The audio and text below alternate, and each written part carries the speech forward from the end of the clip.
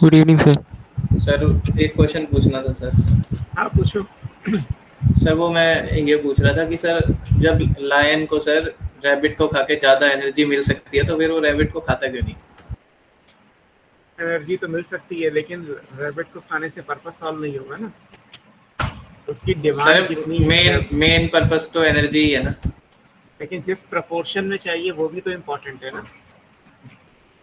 एक प्रपोर्शनेट भी तो आता है वैल्यू। अभी जैसे बायोडाइवर्सिटी में भी आप पढ़ोगे प्रपोर्शनेट नंबर तो जिस प्रपोर्शन में चाहिए उतनी नहीं मिल रही ना। एक डाइट के हिसाब से अगर आप सोचो तो लायन की डाइट और अगर रैबिट से फुलफिल कराओगे तो कम से कम 20 चाहिए, तब कहीं जाके होगा। और 20 रैबिट को चेस करना, और फिर जहाँ लायन है वहाँ रैबिट की अवेलेबिलिटी भी नहीं है, बहुत सारे फैक्टर्स आ जाएंगे। Yes sir. तो ये सारी बातें ध्यान में रखनी है मतलब। सर हाँ बेटा बोलो। सर टेस्ट का एक क्वेश्चन था, उसने पूछ रखा था कि एम्फीबियस प्लांट कौन से स्टेज को कहते हैं। हाँ तो सर इसका रीड स्वैम्प आंसर था। सर हाँ। मार्स मीडो भी नहीं हो सकता, मैंने मार्स मीडो लगा दिया था। मार्श मीडो और रीड स्वैम्प पे बहुत थोड़ा सा डिफरेंस है। यस जो सर, रीड कंफ्यूजन। स्वैम्प है वो बेसिकली एम्फीबियस है। एम्फीबियस का मतलब डुअल नेचर का है ना। तो आपको याद रखना पड़ेगा। हालांकि हेट्रोफाइट्स का क्लासिफिकेशन कोई सिलेबस में नहीं है अभी आपके। यस एक दो क्वेश्चन में कहीं फंस जाए तो ये मान के कि बस मुझे इसको याद करना है, इसी तरीके से कर लीजिए। ओके। सर ये कोई भी कार्निवोर को सर सिर्फ हर्बीवोर को ही खाना चाहिए ना, क्योंकि उससे ज़्यादा एनर्जी मिलेगी। फॉक्स को क्यों फिर लायन से ही हाँ खा मतलब लेते वो एक सिंपल फूड चेन का रिप्रेजेंटेशन था, जिसके बेस पे हमने वो चीज़ें डिस्कस की थी कि भाई कोई प्रोड्यूसर है तो वो हर्बीवोर, मतलब हर्बीवोर का जो फूड होगा वो कोई प्लांट होगा प्रोड्यूसर्स में। तो कार्निवोर है उनका जो फूड होगा वो कोई ना कोई हर्बीवोरस एनिमल होगा। अब कार्निवोरस एनिमल प्लांट्स पे तो नहीं फीड कर सकता ना। तो कार्निवोरस, अब अगर कोई बिग कार्निवोर है कि किसी फूड चेन में लास्ट में टॉप कार्निवोर है, फिर वो डिपेंड करता है कि वो फूड चेन क्या है, प्रेडेटरी, पैरासिटिक, बाकी सारी चीज़ें भी आती हैं इसमें। हैं। सर मतलब डाइट भी मैटर करेगी ना एनर्जी से बिल, ज़्यादा। बिल्कुल मैटर बराबर। करेगी, बिल्कुल मैटर करेगी। Okay sir. दोनों चीज़ें ध्यान में रखना। चलो आज हम स्टार्ट करते सर हैं ना हमें। हाँ बोलो बेटा। सर टेस्ट के क्वेश्चन पूछने हैं कुछ। बोलो टेस्ट के पूछो। Yes sir. सर पहला क्वेश्चन है, in the human induced condition called acid precipitation the main biogeochemical cycles that are altered are the dash cycle and one effect in lakes is the dash of the populations of nitrifying bacteria. और sir इसके options phosphorus and nitrogen ऐसे दे रखे हैं, तो क्या होगा? तो अगर आपको जैसे पहला वाला था कि एसिड प्रेसिपिटेशन वाली बात आती है तो सल्फर साइकिल अफेक्ट करेगी, बिकॉज एसिड रेन का जो कंट्रीब्यूशन है वो सल्फर साइकिल में तो आपने पढ़ा है यस सर। ना? तो इसी तरीके से आंसर करना है।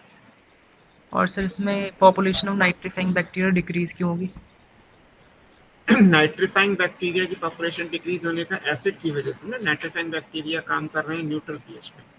एसिडिक इन्वायरमेंट अगर आप उन्हें देंगे, भाई एसिड अर्थ पे आएगा तो इन्वायरमेंट एसिडिक होगा ना, सॉइल की पीएच कम होगी। तो उस सॉइल की पीएच में यानी लो पीएच ऑफ सॉइल में फिर जो नाइट्रीफाइंग बैक्टीरिया है वो वर्क कैसे करेंगे? उनको वर्क करना है न्यूट्रल टू अल्कलाइन पीएच में। Okay sir.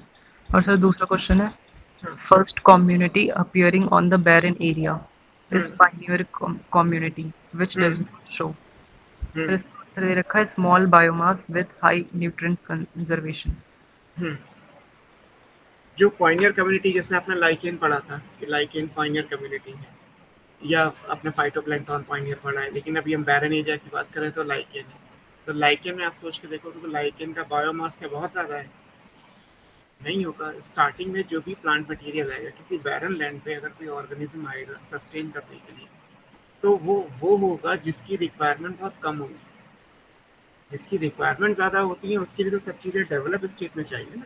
और यहाँ पे तो अभी सॉइल का फॉर्मेशन भी ठीक तरीके से नहीं हुआ, तो फिर हाई बायोमास का तो कोई सेंस ही नहीं बनता। हाई बायोमास आपको कहाँ मिलता है? ग्रासेस में मिलता है, ग्रास लैंड में मिलता है, या ट्रीज में यस मिलेगा, सर। फॉरेस्ट में मिलेगा। और वो तब मिलेगा जब वो ऑलरेडी स्टेब्लिश इकोसिस्टम बन चुके हैं। ऑलरेडी स्टेब्लिश्ड इकोसिस्टम के एग्जांपल्स में आते हैं यहाँ बात हो रही है कि एक बैरन एरिया से स्टार्ट करना है, तो इसका मतलब ये हुआ कि एक मिनिमम रिक्वायरमेंट वाला जो केस होगा वो आपको ध्यान में रखना है, और फिर वो सर लाइक में दिखाई। सर लेकिन इसमें पूछा है विच डज नॉट शो। तो हाई बायोमास शो नहीं करता ना, यही तो आंसर है। सर बी दे रखा है, इसका आंसर ये दे रखा है कि small biomass with high nutrient conservation, ये शो नहीं करता, ये बता रखा है। ये नहीं, उल्टा हो गया ये तो। इसको उसके अपोजिट में जो आंसर दे रखा होगा वो ठीक होगा, ये नहीं और होगा। सर एक ऑप्शन लिखा है P/R लेस देन 1 इन हेटेरोट्रॉफिक सक्सेशन, ये क्या है? P/R फोटोसिंथेटिक वर्सेस रेस्पिरेशन होता है। फोटोसिंथेसिस और रेस्पिरेशन का जो रेशियो है वो P/R कहलाता है, तो याद कर लो, वो तो एक डेटाबेस क्वेश्चन है भाई। फोटो आपने जैसे प्रोडक्टिविटी में पढ़ा ना, फोटोसिंथेसिस से बनेगा, बीइंग एन ऑर्गेनिज्म उसका कुछ पोर्शन रेस्पिरेशन में यूज भी हो जाएगा, तो P/R रेशियो फोटोसिंथेसिस और रेस्पिरेशन 11th में कराया था, अगर आपको याद हो तो फोटोसिंथेसिस में कराया था मैंने P/R। Yes sir. तो सर ये जो रेशियो है ये 1 से बड़ा नहीं होना चाहिए? अगर P/R आपका 1 से ज़्यादा आ रहा है, इसका मतलब ये कि फोटोसिंथेसिस का जो प्रोडक्ट है वो ज़्यादा है, रेस्पिरेशन का कम है, तभी तो रेशियो 1 से ज़्यादा आएगा। सर मतलब ऑटोट्रॉफिक में 1 से ज़्यादा आएगा और हेटेरोट्रॉफिक में कम आएगा 1 से। बिल्कुल, वहाँ तो होते ही नहीं।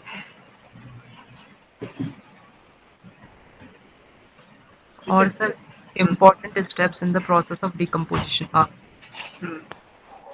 ऑप्शन दे रखे हैं फ्रेगमेंटेशन, मिनरलाइजेशन, और ऑप्शन बी है leaching and catabolism, option C है humification and mineralization, option D all of दी।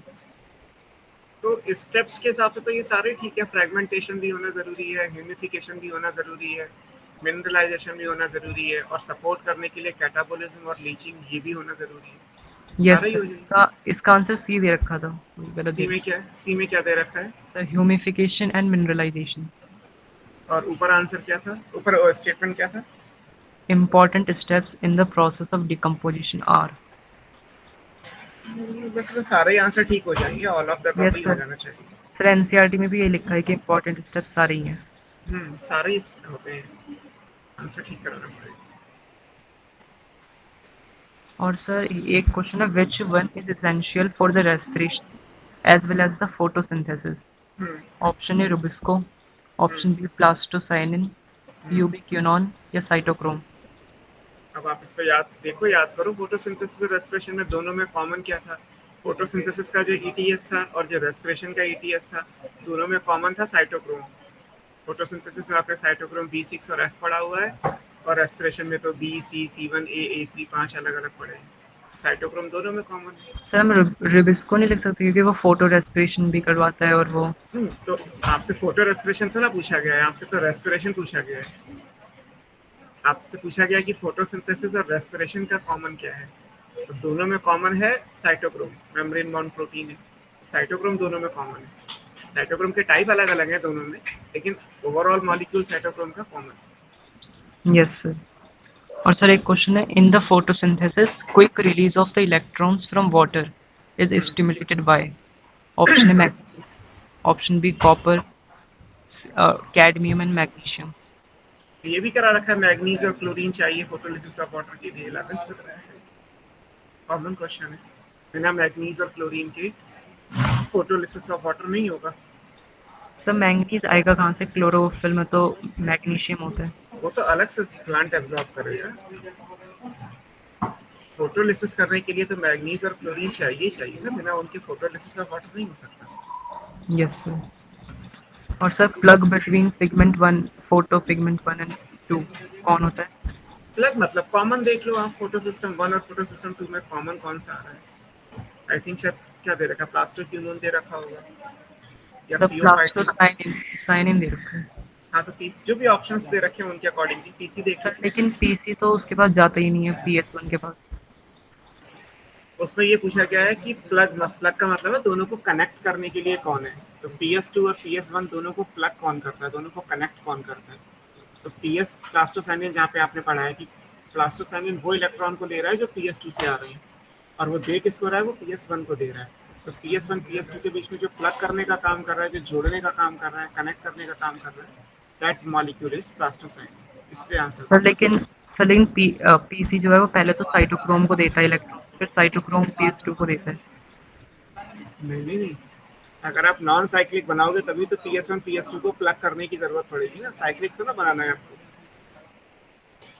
दो फोटो सिस्टम को कनेक्ट कब करोगे? ये आपको सिंपल पढ़ाया था कि दोनों फोटो सिस्टम एक साथ ऑपरेट कब होते हैं, वो तब एक साथ ऑपरेट होते हैं जब नॉन साइक्लिक फोटोफॉस्फोराइलेशन। अब नॉन साइक्लिक फोटोफॉस्फोरेशन की जो चेन है उसमें PS1 को PS2 से कनेक्ट करने का काम कौन कर रहा है? प्लास्टोसाइनिन, क्योंकि PS1 से ठीक पहले इलेक्ट्रॉन कहाँ से आ रहे हैं? प्लास्टोसाइनिन से आ रहे हैं, और ये वो इलेक्ट्रॉन है जो PS2 वाले हैं, और जाएंगे कहाँ फिर? आगे PS1 को चले जाएंगे। तो इसलिए कनेक्ट करने का काम प्लास्टोसाइनिन का हुआ। और सर साइक्लिक इलेक्ट्रॉन ट्रांसफर ये हर प्रोकैरियोट में होता है, मतलब प्लांट्स में? हाँ, साइक्लिक वाला हर में नहीं होगा, सारे प्रोकैरियोट में नहीं होगा। जो फोटोसिंथेटिक बैक्टीरिया होंगे वहाँ होगा, या कीमोसिंथेटिक बैक्टीरिया होंगे वहाँ होगा। सर मतलब जितने फोटो या कीमोसिंथेटिक बैक्टीरियाज होंगे उन सब में यही होगा? ऑटोट्रॉफिक बैक्टीरिया, सिंपल कहा जाए तो autotrophic bacteria. Okay sir. Sir हाँ सर एक क्वेश्चन था, टेस्ट का नहीं है सर, उसमें ऐसे क्वेश्चन था कि करेक्ट स्टेटमेंट चूज करना था उसमें। सर एक उसमें ऑप्शन था कि phytoplanktons have extremely high turnover rate. Sir इसका मतलब समझ में नहीं आया था, ये ट्रू स्टेटमेंट है? Phytoplankton has high turnover rate. High turnover rate. Yes sir. Turnover rate तो बेटा दो तरीके से आता है, या तो टर्नओवर रेट को टर्नओवर नंबर से समझो तो एंजाइम्स में जाओगे आप, आपने एंजाइम का टर्नओवर नंबर पढ़ा होगा। फाइटोप्लैंक्टन के लिए टर्नओवर रेट का मतलब आप ये समझ सकते हो कि फोटोसिंथेसिस, मतलब जितनी कार्बन डाइऑक्साइड का इनटेक हो रहा है उसके प्रोपोर्शन में कितनी ग्लूकोज के मॉलिक्यूल बन रहे हैं। टर्नओवर का मतलब है कि इनऑर्गेनिक सब्सटेंस को ऑर्गेनिक में चेंज करने का। तो जैसे आपने पढ़ा कि भाई फाइटोप्लैंक्टन तो चीफ प्रोड्यूसर्स ऑफ ओशन कहलाते हैं, डायटम्स अपने आपने पढ़ा होगा, बायोलॉजिकल क्लासिफिकेशन में लिखा हुआ है क्राइसोफाइट्स के अंदर कि they are chief producers of ocean. तो उसी सेंस में है कि उनका साइज बहुत छोटा है, माइक्रोस्कोपिक है, सिंगल सेल के हैं, बट फोटोसिंथेसिस सरफेस एरिया के हिसाब से होती है, तो बीइंग माइक्रोस्कोपिक यूनिसेलुलर उनका कन्वर्जन रेट बहुत ज़्यादा है। कन्वर्जन रेट को यहाँ पे टर्नओवर रेट करके लैंग्वेज यूज किया। आई होप यही एक्सप्लेनेशन है इसका। Okay sir. सर एक C4 प्लांट से एक चीज़ पूछना है सर। जैसे सर बंडल शीट सेल में ये C3 साइकिल होता है सर, C3 साइकिल की रिक्वायरमेंट होती है NADPH2 और ATP होना चाहिए सर। बंडल शीट सेल में एक तो साइक्लिक फॉस्फोराइलेशन भी हो रहा होता है। हाँ तो सर वहाँ से ATP मिल जाएगा, पर NADPH2 कहाँ से मिलेगा उसे C3 साइकिल करने के लिए? NADPH2 तो वहाँ पे होगा, आप हमेशा NADP तो प्रोवाइड करते हो किसी भी सेल में, चाहे वो क्लोरोप्लास्ट ये इसका हो, बंडल शीट का हो, या फिर वो मेसोफिल का हो, या कोई और हो। अगर क्योंकि NADP का काम क्या था, आपने हिल रिएजेंट की फॉर्म में पढ़ा होगा, मैंने डिस्कवरी में पढ़ाया था तब। उसका काम तो केवल ये है कि वो तो एक हिल रिएजेंट का काम कर रहा है, उसको तो इलेक्ट्रॉन प्रोटॉन को कैरी करना है। तो NADP किसी प्लांट में कहाँ से आएगा? वो तो इंटरनल मैटर है, वो तो सेल्स में प्रेजेंट होता ही है, उसको बनाना नहीं पड़ता। सर मतलब NADPH2 ये सब तो नॉन साइक्लिक फॉस्फोराइलेशन से मिलता है ना?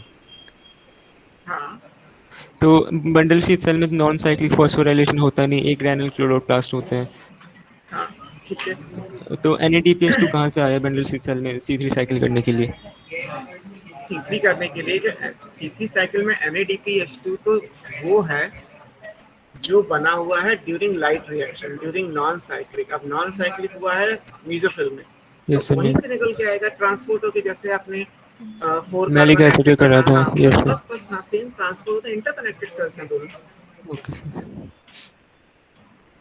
सर मुझे भी एक क्वेश्चन पूछना है सर। इसमें which one of the following exhibits least productivity? तो ऑप्शन है सर सॉल्टी मार्शेस, फिर ऑप्शन बी है ग्रासलैंड, फिर ओपन ओशंस, और ऑप्शन डी है कोरल रीफ्स। लीस्ट प्रोडक्टिव पूछा है, पहला वाला क्या ऑप्शन था? The salty marches. I think यही होगा सॉल्टी मार्शेस, क्योंकि अल्कलाइन सॉइल है तो बहुत कम प्लांट यहाँ पे होंगे। सर ओपन ओशंस भी दिया हुआ है। ओपन ओशन तो ओपन सी कहलाता है, वहाँ तो प्रोडक्टिविटी होती है। सर इसमें आंसर वही दिया हुआ है। मेरे हिसाब से ओपन ओशन नहीं होना चाहिए, सॉल्टी मार्शेस ही होना चाहिए। ओके सॉल्टी एरिया में रहने वाले जो सर रीजन बता दूं सर क्या लिखा हुआ है इसमें?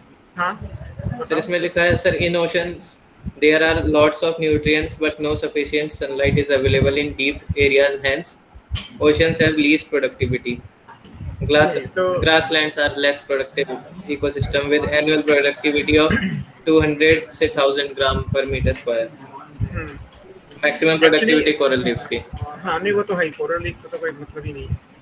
ओशन में जो ये लाइन लिखी गई है ना ओशन के लिए कि डीप ओशन के अंदर जो है वो लाइट की अवेलेबिलिटी नहीं होती, तो डीप सी इकोसिस्टम अलग होता है। तो जैसे मैंने कभी आपको पढ़ाया था तो बोला था कि एक ओशन के अंदर जो उसकी बाउंड्री है उसे बोलते हैं कोस्टल इकोसिस्टम, कोस्टल एरिया है। जो ओपन सी होता है ऊपर का जहाँ लाइट पहुँचती है, जहाँ पे इफेक्टिव पेनिट्रेशन होता है, वो अलग इकोसिस्टम है। जो नीचे होता है वो डीप सी इकोसिस्टम कहलाता है, उसको ओशन या मैरीन इकोसिस्टम नहीं बोलते। मैरीन इकोसिस्टम का मतलब हमेशा ये लिया जाता है ओपन सी का ऊपर वाला एरिया। कभी भी जब नहीं डिफाइन किया होगा तो आपको वही कंसिडर करना है। सर लेकिन अगर मोस्ट आपसे ना प्रोडक्टिव कहा तो जाए- हमने एस्चुरीज पढ़ा था, तो सॉल्टी मार्शेस एस्चुरीज नहीं होती? बेटा जब ऑप्शन नहीं दिया तो कैसे टिक कर लोगे? सर सॉल्टी Option- मार्शेस को एस्चुरीज नहीं बोलते? नहीं वो अलग होते हैं, मार्शी एरियाज अलग होते हैं। ओके सर, इसमें वो भी दे रखा है, सभी गलत दे रखा है।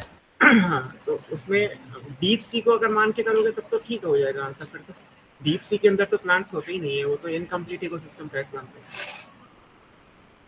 ओके सर, ठीक है। स्टार्ट करें। हमें पढ़ना है लेवल्स ऑफ बायोडाइवर्सिटी, और आपको मैंने नाम पढ़ाया था एडवर्ड विल्सन का। उन्होंने ही इस चीज़ को, आपने बायोडाइवर्सिटी की डेफिनेशन पिछली क्लास में की थी, अब ये एडवर्ड विल्सन के अकॉर्डिंग ही पढ़ना है।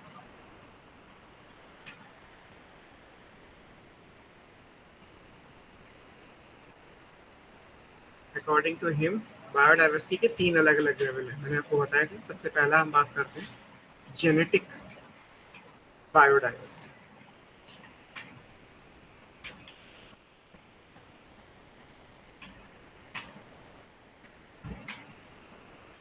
जीडी जैसे सिंपली आप कह लीजिए तो जेनेटिक बायोडाइवर्सिटी कहलाता है। आपने पढ़ा था जेनेटिक बायोडाइवर्सिटी का मतलब ये होता है कि जो जीन्स में वेरिएशन है हमें सिर्फ वो कंसिडर करना है ना। This is refers to variations of genes within a species। एक ही स्पीशीज में जो जीन्स में वेरिएशन है, ये जीन्स में वेरिएशन का मतलब आपको समझाया था, एलील्स चेंज हो सकते हैं, जीन इटसेल्फ चेंज हो सकती है, जीन का कलेक्शन आपने लिखा था जीन पूल कहलाता है। इस लेवल पे जो भी डाइवर्सिटी है किसी स्पीशीज में या उसकी पॉपुलेशन में, वो उसकी जेनेटिक बायोडाइवर्सिटी कहलाती है। तो एक जेनेटिक लेवल हो गया बायोडाइवर्सिटी का, means variation of genes within a species. अब इसमें एक एग्जांपल जैसे दिया हुआ है, कैसे समझोगे? इसमें एक एग्जांपल दे रखा है। पहले मैं इजी वाला एग्जांपल आपको समझाता हूँ। इजी वाला एग्जांपल क्या है कि अगर हम इंडिया की बात करें, इन इंडिया, तो इंडिया में अगर हमसे बात करें तो यहाँ पे 50,000 से ज़्यादा वैराइटीज है राइस की।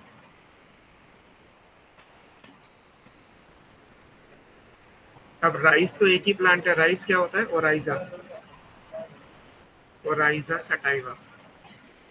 तो राइस का तो जीनस और स्पीशीज यही है, फिर भी 50,000 तरीके के राइस, हम तो 2-3 ही जानते होंगे, बासमती हो गया, इंद्रासन हो गया, या कोई और जानते हो आप चावल का।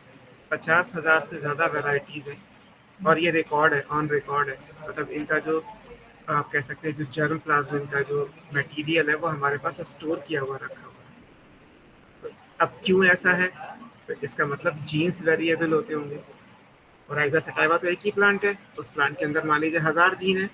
अब पता चला कि नॉर्थ इंडिया में कोई और जीन एक्सप्रेस हो रहा है, साउथ इंडिया में कोई और एक्सप्रेस हो रहा है, किसी हाई एल्टीट्यूड पे कोई और जीन एक्सप्रेस हो रहा है। तो अलग अलग जीन का एक्सप्रेशन होने की वजह से किसी में राइस का ग्रेन साइज में लंबा हो गया, किसी में खुशबू आ गई, किसी का राइपनिंग पीरियड चेंज हो गया, किसी का शेल्फ लाइफ चेंज हो गया। तो 50,000 से ज़्यादा वैरायटी राइस की हमारे पास अवेलेबल है। ये जेनेटिक बायोडाइवर्सिटी का एग्जाम्पल हो गया है। इसी तरीके से अगर कहा जाए तो लगभग 1000 से ज़्यादा मैंगो की वैरायटी है। अब मैंगो भी आपने पढ़ा है, मैंगी फेरा इंडिका, बट फिर भी मैंगो में भी 1000 से ज़्यादा जो वैरायटी है वो हमारे पास रजिस्टर्ड है। तो ये जेनेटिक डाइवर्सिटी के या जेनेटिक बायोडाइवर्सिटी के एग्जाम्पल्स में आते हैं। एक और एग्जाम्पल की बात करते हैं जो इम्पोर्टेंट है। हिमालयन रेंज में एक प्लांट होता है, एक मेडिसिनल प्लांट है, रॉवोल्फिया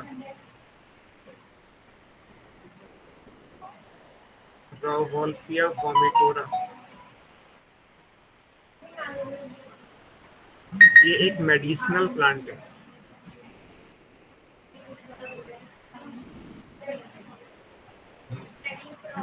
ऑफ हिमालयन रेंज।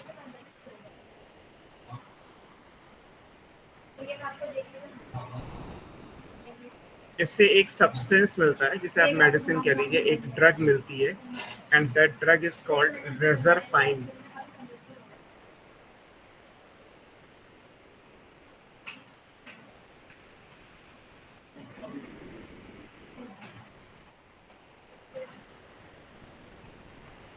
रेजरपाइन ये हाई ब्लड प्रेशर या जो शिजोफ्रेनिक पेशेंट होते हैं उनके लिए यूज की जाती है ना, इसे मेडिसिन ऑफ मैड कहते हैं। तो रेजरपाइन एक ड्रग है जो एक प्लांट से मिलती है, रॉवोल्फिया वोमिटोरिया, और ये हिमालयन रेंज में इंडिया में ग्रो करता है, मेडिसिनल प्लांट। अब देखा ये गया है कि इस जो केमिकल सब्सटेंस है ये रेजरपाइन, इसकी कॉन्सेंट्रेशन और इसकी पोटेंसी ये चेंज हो जाती है, ये जेनेटिक वेरिएशन को शो करती है। अगर हिमालयन रेंज से मान लीजिए इस प्लांट को निकाल के आपने कहा कि मैं दिल्ली में ग्रो कराऊंगा या यूपी में ग्रो कराऊंगा या कर्नाटका में कहीं ग्रो करा रहे हैं, कहीं भी ग्रो करा रहे हैं, इसकी नेटिव प्लेस से निकाल के कहीं और ग्रो करा रहे हैं, तो क्योंकि टेम्परेचर और इन्वायरमेंटल कंडीशंस बदलती है, इसलिए क्या होता है, इसलिए इस केमिकल सब्सटेंस की, इसका जो एक्टिव केमिकल सब्सटेंस है रेजरपाइन, इसकी कॉन्सेंट्रेशन और इसकी पोटेंसी दोनों बदल जाती है। कॉन्सेंट्रेशन का मतलब ये हुआ कि लाइक अगर मेरे पास 100 ml एक्सट्रैक्ट है रॉवोल्फिया का, तो उसमें 1 मिलीग्राम रेजरपाइन है। अब ये हिमालयन रेंज का है। अब मैंने क्या किया, इस प्लांट को दिल्ली में ग्रो कराया, तो दिल्ली में पता चला कि 100 ml है, 100 ml एक्सट्रैक्ट के अंदर मुझे जो रेजरपाइन मिल रहा है वो 1 मिलीग्राम की जगह केवल 0.5 मिलीग्राम मिल रहा है। प्लांट वही है, लेकिन रेजरपाइन की कॉन्सेंट्रेशन इन्वायरमेंटल कंडीशंस के चेंज होने के साथ साथ चेंज हो रही है। या दूसरी चीज़ क्या है, पोटेंसी। पोटेंसी क्या लाता है, ability to treat a disease, किसी भी डिजीज को ट्रीट करने की एबिलिटी उसकी पोटेंसी से जस्टिफाई होती है। जैसे कि अगर पता चला हिमालयन रेंज का है रेजरपाइन, तो हाई ग्रेड का है, अगर किसी पेशेंट को डोज देनी है तो 1 मिलीग्राम से काम चल जाएगा। पता चला कि वो प्लेन्स में ग्रो कराया गया है, तो उसकी पोटेंसी कम हो गई, अब पेशेंट को देने के लिए 1 मिलीग्राम नहीं चाहिए, अब 6 मिलीग्राम चाहिए। कहने को आपने 6 गुना दिया, लेकिन डोज बराबर ही है, हिमालयन रेंज का 1 मिलीग्राम और प्लेन्स के 6 मिलीग्राम के बराबर। ऐसा भी होता है ना, कहते हैं ना कई बार, जैसे मान लीजिए आपने जिंजर को देखा होगा या कभी टर्मरिक को सोचा हो, तो कई बार आपको लगता है कि यार ये जिंजर बहुत तीखी है, ये वाली तीखी नहीं है ना। या ऐसे बहुत सारे फ्रूट्स या बहुत सारे वेजिटेबल्स के आपने फ्लेवर या टेक्सचर में देखा होगा कि यार ये अच्छा है और ये नहीं। तो ऐसा क्यों है, this is all because of genetic diversity. Gene सबके कॉमन होते हैं, जीन का expression with respect to need, with respect to environmental condition बदल जाता है, इसी वजह से जो है वो ऑर्गेनिज्म बदल गए। So that is called genetic diversity. ये पहला केस हो गया हमारा। सेकंड पे चलते हैं। सर ये रेजरपाइन किस पार्ट से एक्सट्रैक्ट होता है इस प्लांट के? पूरे प्लांट से निकाल सकते हैं। इंडस्ट्री में किसी भी चीज को वेस्ट नहीं छोड़ते, वो सबसे निकाल लेते हैं। Okay sir. दूसरा क्या है, स्पीशीज डाइवर्सिटी है।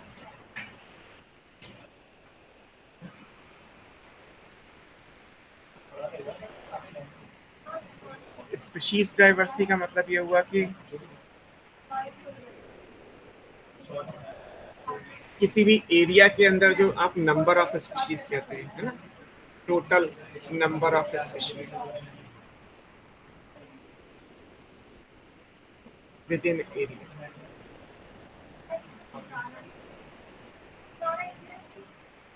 किसी भी एरिया में जो टोटल नंबर ऑफ स्पीशीज होगी वो उस एरिया की स्पीशीज डाइवर्सिटी कहलाएगी। ये भी हमारे लिए इम्पोर्टेंट है। जैसे मान लीजिए आपने कोई एक एरिया सिलेक्ट कर लिया, अब आपको कुछ नहीं करना है, आपको सिर्फ यहाँ पे देखना है कि ये A B C C C C D D E. अब यहाँ पे खास बात ये है कि ए के 4 हैं, बी के 2 हैं, बी के 2 हैं, ई का 1 मेंबर है, सी के 6 मेंबर है। किसके कितने मेंबर है ये नहीं देखना है, बस नंबर कितना देखना है। वो टोटल स्पीशीज कितनी है, टोटल नंबर ऑफ स्पीशीज कितनी है, 5। तो 5 क्या हो गया, यहाँ की स्पीशीज डाइवर्सिटी हो गई। ऐसे कोई और एरिया है वहाँ पे मान लीजिए 15 आ रही है, तो यानी कि वो ज्यादा डाइवर्स है, ये कम डाइवर्स है, ऐसे काउंट करना होता है। यहाँ भी एक एग्जाम्पल दिया है। इंडिया के मैप को अगर आप देखोगे तो एक तरफ आता है वेस्टर्न घाट। वेस्टर्न घाट कौन सा आएगा, वेस्टर्न घाट शुरू होगा गुजरात से, गुजरात आएगा, गोवा आएगा, महाराष्ट्र आएगा, फिर केरल वाला पोर्शन आएगा। ये वेस्टर्न वाला एरिया है, ये वेस्टर्न घाट का। और अपोजिट साइड में देखोगे तो ईस्टर्न घाट आएगा।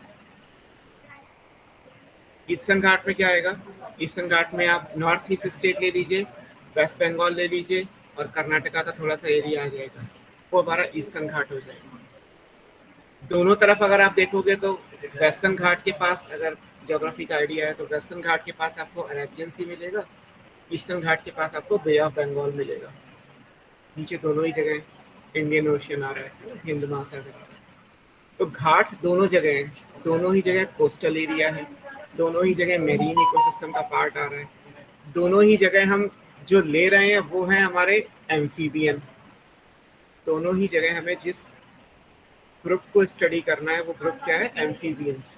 फिर भी एम्फीबियंस में नंबर ऑफ स्पीशीज वेस्टर्न घाट के अंदर ज्यादा है एज कंपेयर टू ईस्टर्न घाट। दोनों ही घाट है, दोनों ही किसी न किसी जो है वो मैरीन इकोसिस्टम के कांटेक्ट में है। अगर आप देखोगे तो दोनों का इक्वेटर लाइन से शुरू होके और नीचे तक कन्याकुमारी तक सेम एरिया कवर हो रहा है। फिर भी अगर आप total number of amphibian species की बात करोगे तो वेस्टर्न घाट के अंदर एम्फीबियन स्पीशीज बहुत ज्यादा हैं एज कंपेयर टू ईस्टर्न घाट। तो ये एरिया सिर्फ एम्फीबियंस का ही क्यों देखा? अब वो एक एग्जाम्पल कोट किया गया, किसी और का लोगे तो शायद ये डेटा ना आए, एम्फीबियंस के साथ फिट बैठ रहा है। मान लो रेप्टाइल वेस्टर्न घाट, कुछ स्पीसीज ईस्टर्न घाट में ज्यादा आ जाए। हाँ मतलब हो सकता है, जैसे रेप्टाइल का ले लो डेटा तो हो सकता है कि वो किसी और जगह पे ज्यादा आ जाए। ये तो एक कंपेयर किया गया कि अगर इंडिया के मैप में आप ये दोनों तरफ देखोगे तो यहाँ पे वेस्टर्न घाट है और यहाँ पे ईस्टर्न घाट है। इसी तरीके से कुछ इंडिया का मैप बन के आ जाएगा।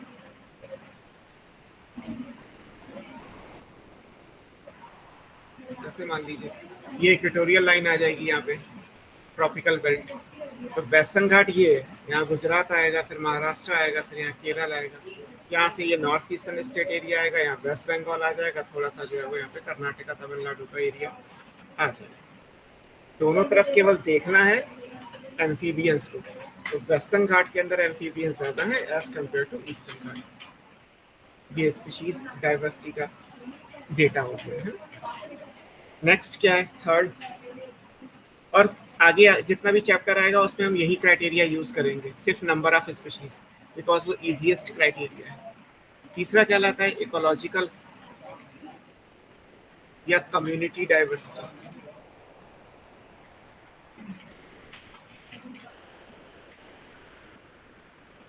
इकोलॉजिकल, कम्युनिटी या इकोसिस्टम डाइवर्सिटी, कोई भी नाम दे दीजिए, वो ये कहलाता है। सर नंबर्स में करने में क्या प्रॉब्लम है, वो भी तो हम काउंट कर ही सकते हैं ना। इजी पड़ेगा। आपका मतलब ये है कि आप 12th के स्टूडेंट हो, जो पीजी के बच्चे भी होते हैं ना, जो एमएससी भी करते हैं, उनके लिए भी आसान होता है नंबर ऑफ स्पीशीज काउंट करना, क्योंकि एक प्लांट दूसरे प्लांट से आपको अलग अलग दिखाई दे जाता है ना। जैसे मान लीजिए आपको एक एरिया दे दिया और कहा इसमें कितने तरीके के प्लांट हैं, तो आपके लिए ज़्यादा आसान है। अगर मैं ये कहता कि मैंगो तो है इसमें 1000 तरीके के, लेकिन 1000 मैंगो में भी किसके कितने मेंबर है ये भी पता करो, जब पौधा छोटा होगा ना तो आपको समझ में ही नहीं आएगा कि वो दशहरी का है या किसी और ब्रीड का मैंगो है। सारे राइस के पौधे आपको देखने में एक जैसे ही लगेंगे, आप पहचान ही नहीं पाओगे कि कितने अलग अलग तरीके के राइस हैं, क्योंकि जेनेटिक डाइवर्सिटी के लिए आपको हर वैरायटी का नंबर काउंट करना है। स्पीशीज डाइवर्सिटी के लिए आपको केवल नंबर ऑफ स्पीशीज काउंट करना है, वैरायटी को अलग अलग नहीं करना, और स्पीशीज को आसानी से आइडेंटिफाई किया जा सकता है, इसीलिए वो इजी पड़ता है। Okay sir, clear. थर्ड आएगा इकोलॉजिकल। आप कह सकते हो कि ये है, it refers to diversity at ecological या कम्युनिटी लेवल।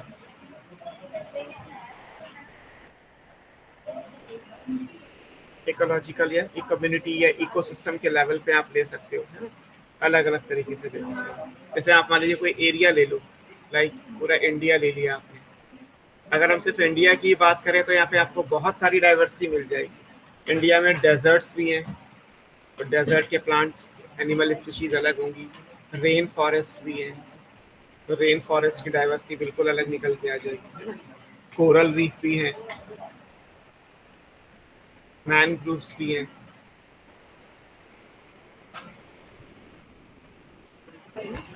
इवन जैसे अभी आपने बोला था एस्चुरीज भी हैं। केरला साइड में जाओगे तो वेटलैंड भी हैं,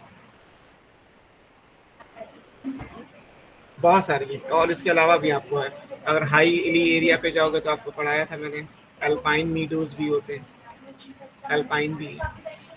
तो डिफरेंट टाइप के यहाँ पे आपको इकोलॉजिकल या कम्युनिटी डाइवर्सिटी मिल जाती है। तो ये इस तरीके से ध्यान रखना है कि अब आपको ये खुद ही सोचना है कि आपको डाइवर्सिटी किस लेवल पे पढ़नी है। तो अलग ये देखो, तो ये सारे क्या है, these all are different ecosystem जो एक कॉमन एरिया में आ रहे हैं। जैसे ये एक एरिया है, मान लीजिए यहाँ पे रिवर है कोई, यहाँ पे मान लेते हैं माउंटेन्स हैं, यहाँ पे खत्म हो गया तो ये ग्रासलैंड में आ गया, और ये प्लेन है जहाँ पे कॉलोनाइजेशन होगा, लोग रह रहे होंगे। ऐसा कुछ मान लीजिए बड़ा सा एरिया ले लिया। अब अगर आप ये कहें कि मैं केवल रिवर को या ग्रासलैंड को ले लूं, तो ग्रासलैंड के अंदर आपकी टोटल नंबर ऑफ स्पीशीज तो अलग आएंगी ना। फॉर एग्जांपल मान लेता हूँ कि लगभग 200 स्पीशीज तो होंगी ग्रासलैंड में, प्लांट एनिमल की मिला के। तो ये तो हुई स्पीशीज की डाइवर्सिटी। हालांकि इन 200 में किस स्पीशीज के कितने मेंबर हैं वो अलग आएगा। 200 स्पीशीज हैं, एक स्पीशीज के 7 मेंबर हैं, एक स्पीशीज के 18 मेंबर हैं, एक स्पीशीज के 5 मेंबर हैं, एक स्पीशीज के 4 मेंबर हैं, एक स्पीशीज के जो है वो 30 मेंबर हैं। ये सब आएगा तो ये क्या कहलाएगा, ये है जेनेटिक डाइवर्सिटी। और 200 क्या हो गया, ये हो गया स्पीशीज की डाइवर्सिटी। लेकिन इस पूरे एरिया में अगर आप कहें ये पूरा एरिया है, तो ये पूरा एरिया एक इकोलॉजी है, एक कम्युनिटी को रिप्रेजेंट करता है। यहाँ जो डाइवर्सिटी पूरे माउंटेन, ग्रासलैंड, रिवर, प्लेन सब मिला के वो हो गई इकोलॉजिकल डाइवर्सिटी। इस तरीके से आपको ये ध्यान में रखना है। बोलो सर, यहाँ पे जो आपने ये 200 के नीचे जो 90 लिखा है वो स्पीसी 90 नहीं है, वो जीडी लिखा है मैंने, जेनेटिक डाइवर्सिटी लिखा है। यस सर, वो जेनेटिक डाइवर्सिटी कैसे हुई? अब 200 है तो 200 में मान लीजिए आपने दे दिए, 200 के नाम दे दिए। अब पहली वाली स्पीशीज के जो नंबर है वो 7 है, दूसरी वाली स्पीशीज की जो पॉपुलेशन है उसमें जो टोटल नंबर है वो 18 है, तीसरी स्पीशीज की जो पॉपुलेशन है उसका टोटल नंबर 5 है, चौथी स्पीशीज का जो पॉपुलेशन है उसका टोटल नंबर 4 है, फिफ्थ स्पीशीज का जो पॉपुलेशन है उनके टोटल नंबर ऑफ इंडिविजुअल 30 है। इसी तरीके से जाएंगे। तो ये तो 200 है टोटल नंबर ऑफ स्पीशीज, और हर स्पीशीज की पॉपुलेशन कितनी है वो अलग अलग आ रही है। वैरायटी मान लीजिए एक स्पीशीज थे यहाँ पे ए, तो ए की 7 वैरायटी है, ऐसे समझ लो। बी स्पीशीज है, इसकी 18 वैरायटी है, इसी एरिया में, इसी ग्रासलैंड में। सर, इसमें ये भी तो है जैसे कि अगर ए स्पीसीज है तो उसके 7 मेंबर्स हैं, लेकिन वो 7 मेंबर्स सारे अलग ना हों, कुछ थे उनमें से जिनका जेनेटिक वो फिर मटेरियल। यही तो डिसाइड करना होता है कि आप जब कोई स्टडी करते हैं तो स्टडी किस लेवल पे करते हैं। सारे लेवल पे एक साथ स्टडी नहीं हो सकती है ना। एट ए पॉइंट आपको अपना डोमेन डिसाइड करना होगा कि मुझे जेनेटिक लेवल पे वर्क करना है, या मुझे स्पीशीज के लेवल पे वर्क करना है, या मुझे इकोलॉजिकल लेवल पे वर्क करना है। ऐसा नहीं हो सकता कि आप इकोलॉजिकल लेवल से शुरू करके और जेनेटिक लेवल तक सारा कर डालें। इज इट नॉट पॉसिबल कि आपने जब 9th या 10th में पहली बार सेल पढ़ा होगा तो तब से लेके सेल से लेके और आप डॉक्टरेट लेवल तक जो सेल पढ़ाई जाती है वो सारी पढ़ लें। हो ही नहीं सकता, क्योंकि जैसे जैसे आप सेल को पढ़ते जाओगे वैसे वैसे 9-10 छूटता जाएगा, BSc MSc की चीज़ें आपके सामने आती जाएंगी। हैं वो भी सेल में, 9th वाली सेल में भी वही चीज़ें हैं जो MSc वाली सेल में। सिर्फ ये देखना होता है कि आपको कितनी गहराई में जाके पढ़ना है। आप जितनी कॉम्प्लिकेटेड माइक्रोस्कोप यूज करोगे उतनी ज़्यादा चीज़ें निकल के आती जाएंगी। Yes sir. सेम चीज़ यहाँ पे भी है। ये नहीं कह सकते कि सर इकोलॉजी के अंदर ही तो आ रहा है स्पीशीज, और स्पीशीज के अंदर वैरायटी, और वैरायटी के अंदर नंबर, तो हम सारा एक साथ कर लेते हैं। ये कहना एक लाइन है, लेकिन जब इसको करा जाएगा बीइंग ए साइंटिस्ट सालों लग जाएंगे, पूरा नहीं होगा। तो इसलिए आपको ये डिसाइड करना होता है कि मुझे किस लेवल पे वर्क करना है। तो इसीलिए ये 3 लेवल बनाए गए कि डाइवर्सिटी को समझने के लिए जेनेटिक, स्पीशीज और कम्युनिटी, 3 लेवल पे आप इसको पढ़ सकते हैं। क्लियर? ये मतलब हुआ हमारा। इकोलॉजिकल डाइवर्सिटी, हम किसी एक इकोलॉजी की डाइवर्सिटी देख लेते हैं सिंपल। एट ए टाइम एक देखनी है आपको। जब आपका एक एक्सपेरिमेंट पूरा हो जाए आप दूसरी बार अपना क्राइटेरिया चेंज कर लीजिए। Okay sir. ठीक है। अब इसके बाद एक टॉपिक आता है, एक्चुअली बुक में अलग से नहीं है, आपको कैल्विन के मॉड्यूल में मिलेगा, बायोडाइवर्सिटी एस्टिमेशन। मैंने आपको पिछली क्लास से बताया था कि बायोडाइवर्सिटी में बहुत सारा डेटा है, बहुत सारी न्यूमेरिक वैल्यूज है, और वो सारा डेटा आपको याद करना ही करना है।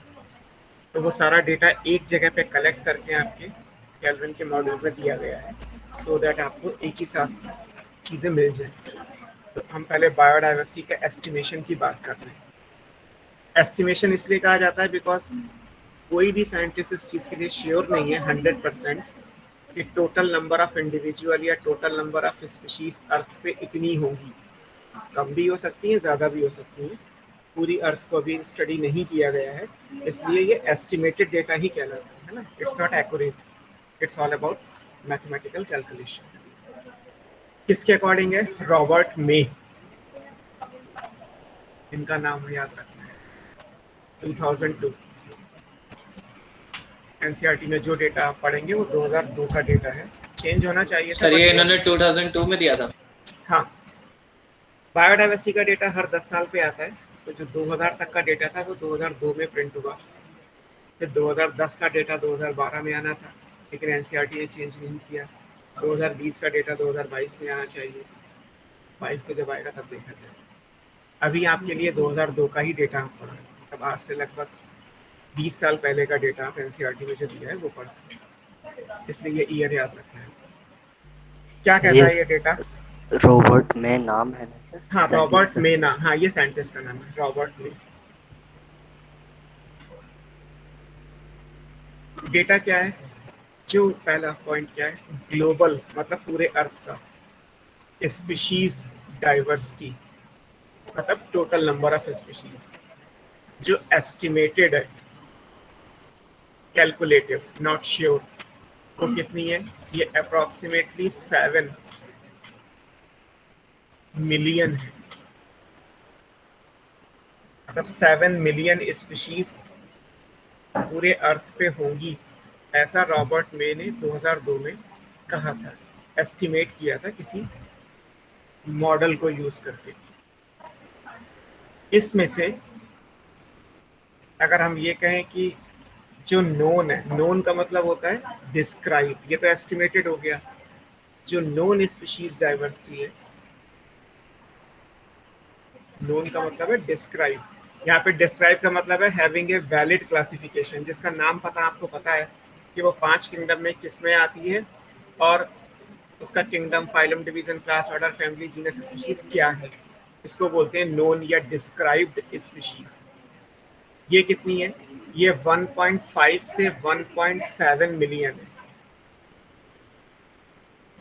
अगर आप 7 मिलियन में से ये वैल्यू निकालोगे तो लगभग ये 22% आएगा। इसका मतलब ये हुआ कि 78% अननोन है। 78% प्लांट या एनिमल के बारे में हम जानते ही नहीं है। हम केवल 22% प्लांट या एनिमल के बारे में जानते हैं, जैसा एस्टिमेशन था।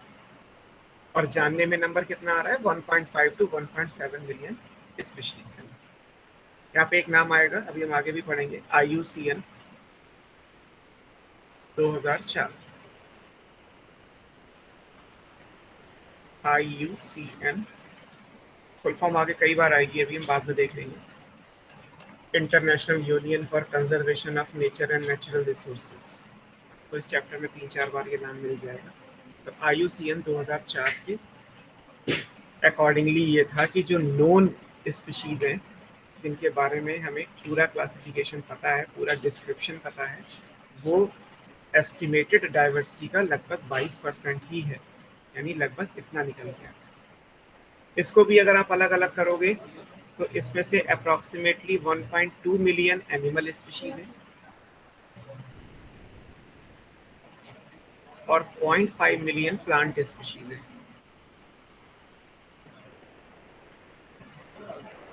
अगर हम अलग अलग करें तो 1.2 मिलियन एनिमल स्पीशीज और 0.5 मिलियन प्लांट स्पीशीज, ये भी याद रखिएगा।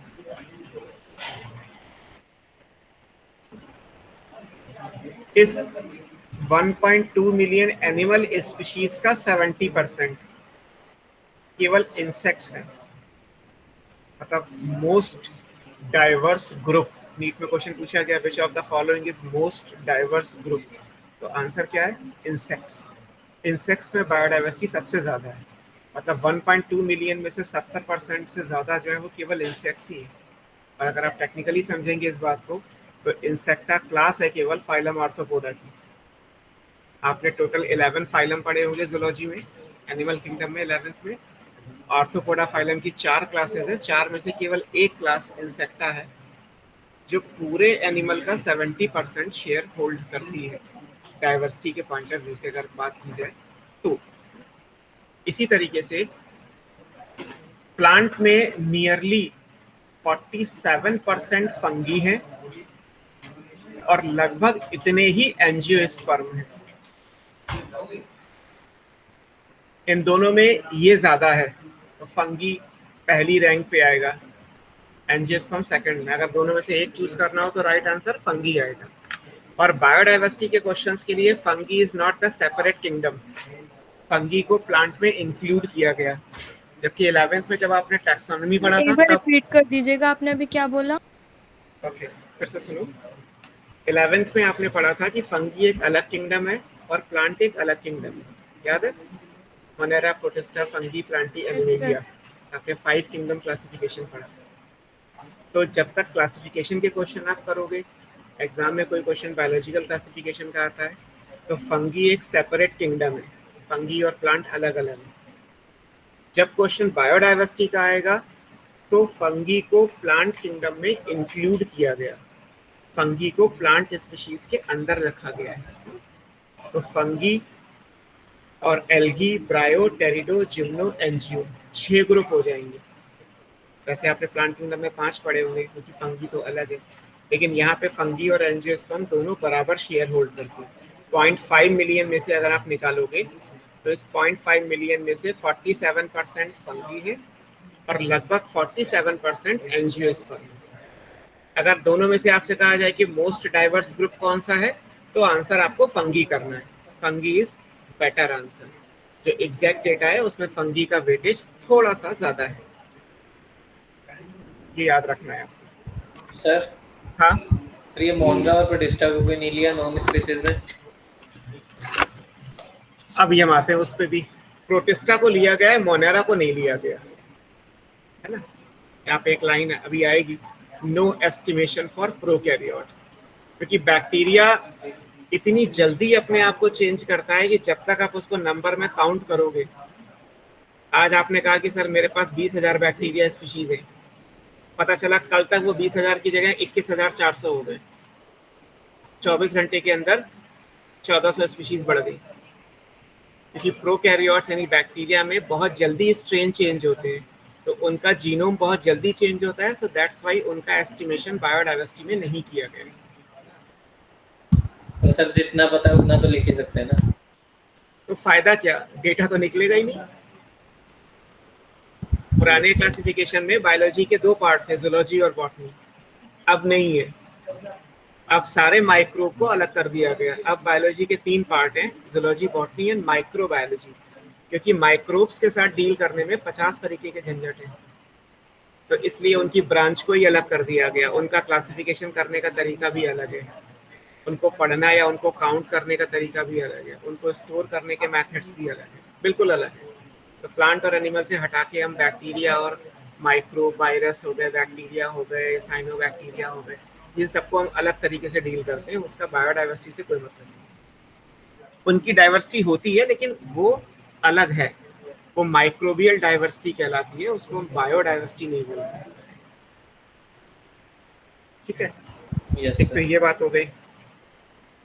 अगले पॉइंट पे चलते हैं। अगर हम फंगी को कंपेयर करें, नंबर ऑफ फंगल स्पीशीज, ये लाइन भी आपकी बुक में is more than combined total all tetrapods. Tetrapod कौन से होते हैं बताओ? एनिमल किंगडम में टेट्रापोड्स पढ़े? Sir amphibians, reptile, amphibians, mammals. Reptile, birds, mammals. Amphibian, amphibia, reptilia, Aves and Mammalia, ये चारों टेट्रापोड्स में आते हैं। टेट्रापोडा आपने पढ़ा होगा, टेट्रापोडा के मेंबर्स हैं ये। तो अगर हम सारे टेट्रापोड्स को एक तरफ रख दें और एक तरफ केवल फंगी को रख दें, तो भी फंगी की स्पीशीज जो है वो कंबाइंड टेट्रापोड के नंबर से ज्यादा निकल के आती है। The number of fungal species is more than combined of all the tetrapods. ये सेंटेंस भी याद रखें। No estimation for prokaryote.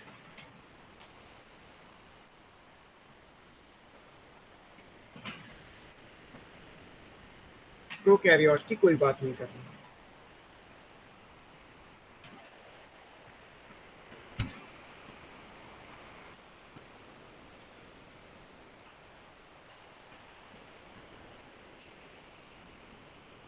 ठीक है, ये जो भी लिखा है इस पेज पे वो सारा ग्लोबली है, मतलब पूरे अर्थ का लिया गया।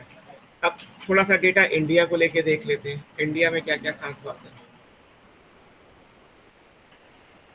अगर हम इंडिया की बात करेंगे तो इंडिया में जो टोटल लैंड एरिया आता है, इंडिया हैज 2.4%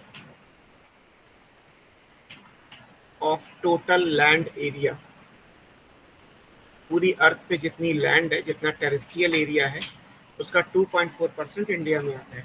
जैसे आप पढ़ते हैं कि अर्थ पे पुराना डेटा है कि 1/3 पानी लैंड है और 2/3 वाटर है।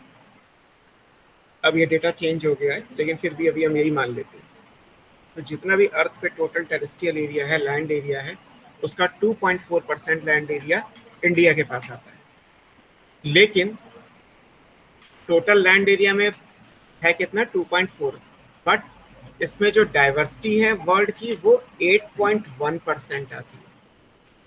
8.1% ऑफ टोटल ग्लोबल डाइवर्सिटी।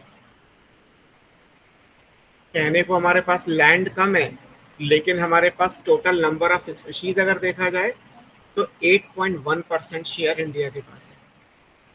तो इसका मतलब ये हो कि इंडिया एक बायोडाइवर्सिटी रिच जोन में आता है। India is biodiversity rich zone. In zone को क्या बोलते हैं? इसे बोलते हैं मेगा डाइवर्सिटी सेंटर।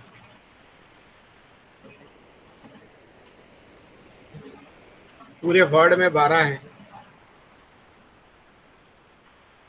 पूरे वर्ल्ड में 12 मेगा डाइवर्सिटी सेंटर है। 12 देश ऐसे हैं जहाँ पे डाइवर्सिटी का प्रपोर्शन, मतलब total number of species area के कंपैरिजन में बहुत ज़्यादा है, and India is one of them. ये लाइन का मतलब हुआ।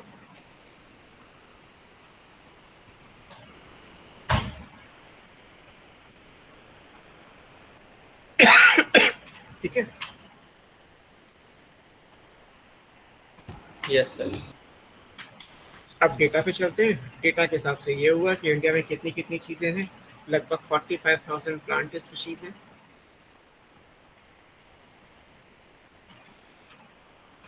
लगभग 90,000 एनिमल स्पीशीज हैं,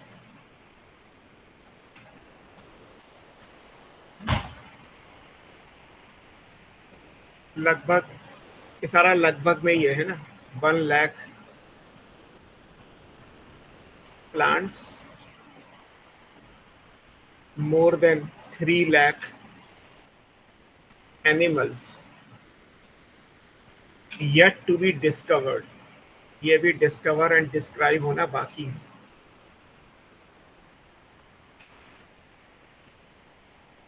एस्टिमेशन के हिसाब से इतने और होंगे। अगर हम रॉबर्ट मे का एस्टिमेशन इंडिया पे अप्लाई करें तो लगभग इंडिया में 1 लाख प्लांट और लगभग 3 लाख से ज़्यादा एनिमल अभी और हैं जिनको डिस्कवर और डिस्क्राइब करना बाकी है।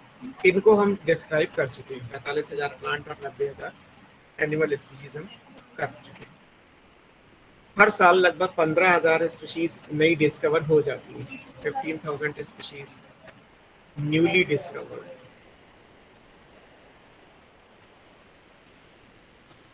पर ईयर, एक साल में लगभग हम 15,000 स्पीशीज को डिस्कवर कर लेते हैं।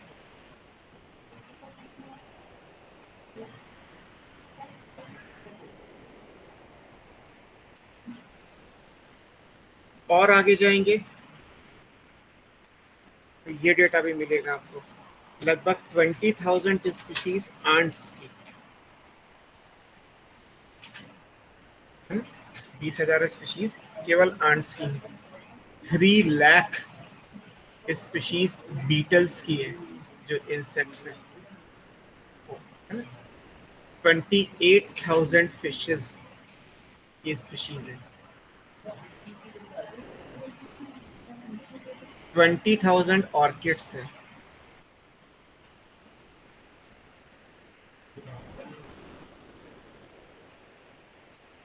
इतने एग्जिस्ट करते हैं। कहने को आप एक आंट को जानते हो, यहाँ बात हो रही है 20,000 स्पीशीज हैं आंट्स की। बीटल आप एक जानते हो, लेडी बर्ड बीटल आपने पढ़ा होगा। यहाँ बात हो रही है 3 लाख बीटल स्पीशीज की। तो इतना रिच जोन, इतना नंबर अभी एग्जिस्ट करता है, वो चीज़ इम्पोर्टेंट। सर हाँ सर, अगर स्पीसीज अलग हो जाएगी तो वो आंट रहेगी फिर? आंट एक ग्रुप है, आंट की स्पीशीज सब अलग अलग है। तो सर हम आंट को जीनस की तरह ले सकते हैं? नहीं, आंट एक टैक्सोनॉमिक ग्रुप नहीं है, आंट एक जनरल टर्म है। ये सर मतलब जनरल टर्म को मतलब कैसे हम सोच सकते हैं? जनरल टर्म को लाइक जैसे मान लो जो आप कहते हो कि डिफरेंट टाइप की मस्टर्ड आती है, तो मस्टर्ड कोई एक स्पीशीज तो ना है। मस्टर्ड में काली सरसों अलग होती है, पीली सरसों अलग होती है, ब्राउन सरसों अलग होती है। तो मस्टर्ड एक सिंपल ग्रुप है। मस्टर्ड टैक्सोनॉमिकली नहीं है, बॉटनिकली मस्टर्ड एग्जिस्ट नहीं करता। बॉटनिकली ब्लैक मस्टर्ड एग्जिस्ट करेगा, ब्राउन मस्टर्ड करेगा, येलो मस्टर्ड करेगा, सिर्फ मस्टर्ड नहीं करेगा। ऐसे ही जूलॉजिकली अगर कहा जाए तो आंट्स 20,000 तरीके की आंट्स होती हैं, तो आंट्स एक ग्रुप होगा। और सर राइस की स्पीशीज एक ही है? राइस में जैसे ओराइजा सटाइवा है, हाँ, उसमें स्ट्रेन अलग अलग है। राइस में जेनेटिक डाइवर्सिटी थी, इसलिए राइस का एग्जाम्पल यहाँ गड़बड़ मत कर दीजिएगा। ये जितना भी डेटा आप पढ़ रहे हो वो सारा स्पीशीज डाइवर्सिटी के हिसाब से पढ़ रहे हो, है ना, और आगे भी पढ़ोगे। तो राइस, मैंगो और रावल्फिया जो आपने पढ़े हैं 3 एग्जाम्पल, वो जेनेटिक डाइवर्सिटी के सेंस में थे। उनको यहाँ मत मिक्सअप करिएगा वरना सब कंफ्यूजन हो जाएगा। तो सर मतलब असलियत में राइस की सिर्फ एक ही स्पीशीज होती है और भी हो सकती है? नहीं, स्पीशीज जो टेक्निकली जो एडिबल राइस है वो एक ही है, Oryza sativa. Okay sir. Original rice जो है वो उससे मॉडिफाई होके जो हमने बनाया वो ओराइजा सटाइवा ही है, उसकी वैरायटी बहुत सारी है। लेकिन वीट बहुत सारे एग्जिस्ट करते हैं, वीट एक नहीं है। ड्यूरम वीट अलग होता है, एमर वीट अलग होता है, ब्रेड वीट अलग होता है, वीट अलग अलग टाइप के। सर हम्म, सर अगर कोई स्पीशीज एक्सटिंक्ट हो जाए और फिर अगर नया डाटा बनेगा तो फिर सर उसके अकॉर्डिंग जो पुराना डाटा रहेगा वो सेम रहेगा या फिर उसमें कुछ नहीं नहीं, चेंजेस? जो एक्सटेंट हो जाएगा वो हटा दिया जाएगा, एक्सटेंट को नहीं काउंट करते। बायो का मतलब ये लिविंग, तो जब तक लिविंग है हम तब तक की ही बात कर रहे हैं। नॉन लिविंग तो एग्जिस्ट ही नहीं करता, उसको काउंट करके क्या करेंगे, है ना। मैं आपसे कहूँ कि आपके पास 10 लाख रुपए है, था, अभी तो 2 रुपए है केवल। 10 लाख रुपए थे, उस बात की वैल्यू तो कुछ है ही नहीं ना, अभी तो केवल 2 ही रुपए हैं आपके पास है। तो सेम सिचुएशन यहाँ भी है। ऐसे तो अगर आप जियोलॉजिकल टाइम स्केल की सारी स्पीशीज लिखोगे तो नंबर बहुत सारा पहुंच जाएगा, लेकिन हमें तो वो देखना है जो मॉडर्न एरा में एग्जिस्ट करता है। अब आप ये कहें कि मैं सर इससे पहले पैलियोजोइक एरा में भी ले आऊँ या सीनोजोइक एरा में ले आऊँ, फिर जुरासिक पीरियड भी आपने पढ़ा है, मीजोजोइक की भी ले, उनकी नहीं ला सकते बिकॉज जो एक्सटेंट हो चुकी है वो नहीं लेके आए। जो नॉन डाइवर्सिटी एग्जिस्ट करती है हम केवल उसकी बात कर रहे हैं। एग्जिस्ट करती है यानी प्रेजेंट, या एग्जिस्ट करती होगी, बिकॉज जो एस्टिमेशन है वो भी चली रहा है, it's a going on process. हम केवल 22% जानते हैं, 78% अभी भी अननोन है। तो हमने एस्टिमेशन लगा लिया कि इतना और होगा, उससे ज़्यादा भी हो सकता है, उससे कम भी हो सकता है। सर मतलब हर 10 इयर्स के गैप पर ये फिर दोबारा काउंट किया जाता है पूरी बायोडाइवर्सिटी? हाँ बिल्कुल, जो ऐड होगा बस वो आ जाएगा, दोबारा काउंट क्या किया जाएगा। जैसे मैं कह रहा हूँ कि हर साल लगभग 15,000 स्पीशीज डिस्कवर होती हैं, तो एक साल में जितनी डिस्कवरीज हुई हैं उनको ऐड अप कर दिया जाएगा बस। और सर जो एक्सटेंट होगी वो कैसे पता चलेंगी फिर? एक्सटेंट इतनी जल्दी कोई होती नहीं ना, एक्सटेंट जो हुई है वो 50-100 सालों में कोई एक एक्सटेंट होती है, और वो अगर है तो उसका नंबर सिग्निफिकेंट नहीं होगा, क्योंकि जो एक्सटेंट होगा वो 1-2 होगा, जबकि डिस्कवर हर साल 15,000 हो रही है। 15,000 के कंपैरिजन में 1-2 को लेके आओगे तो वैलिड कहाँ रहेगा, स्टैटिकली तो डेटा जीरो हो जाएगा, वो इनसिग्निफिकेंट हो जाएगा। बस आप एक्सेप्शन के हिसाब से याद कर लोगे कि अच्छा डोडो, अभी हम पढ़ेंगे, एक छोटी सी बर्ड थी, 1950 में आखिरी बार देखा गया था उसको, 70 साल पहले एक्सटेंट हो गई, एक थी इसलिए याद कर सकते हो। अब डिस्कवर हर साल 15,000 हो रही हैं, तो 70 सालों में तो 70 इंटू 15,000, क्या इनके नाम याद कर पाओगे, नहीं कर पाओगे। तो जो बायोडाइवर्सिटी है उसको नंबर में काउंट करते हैं, नंबर याद कर लेते हैं, लेकिन जो एक्सटेंट हुआ उसको नाम पता भी याद कर लेते हैं, ये कौन सा एक्सटेंट हुआ, कहाँ से एक्सटेंट हुआ। जैसे वर्ड में सारी कैलकुलेशन IUCN करता है, IUCN इज इंटरनेशनल। और सर एक्सटिंक्ट हो गए कुछ कुछ तो मिल भी जाती है ना सर, ऐसे बोलते हैं फिर कि देखिएगा एक्सटेंट हो के दोबारा कोई नहीं मिलेगा। एक्सटेंट डिक्लेयर करने का मतलब है लास्ट इंडिविजुअल हैज डाइड, कोई रीजनेबल डाउट नहीं है, लास्ट इंडिविजुअल हैज डाइड, आखिरी वाला भी मर गया। इसमें सर ऐसे एरिया में पाई गई हो जहाँ पर हमने मतलब उस समय नहीं जा सकते थे और बाद में वो जब किया जाएगा, जब किसी को एक्सटेंट डिक्लेयर किया जाएगा तो सारी पॉसिबिलिटी कर ली जाएगी, उससे पहले उसे एक्सटेंट डिक्लेयर नहीं किया जाता। Okay sir. International union for conservation of nature and natural resources, ये नाम आगे भी आएगा, याद रखिएगा। इसका नाम चेंज कर दिया गया है, अब इसको WCU कहते हैं। NCERT में तो नहीं है बट हो सकता कभी पूछ लें, वर्ल्ड कंजर्वेशन यूनियन।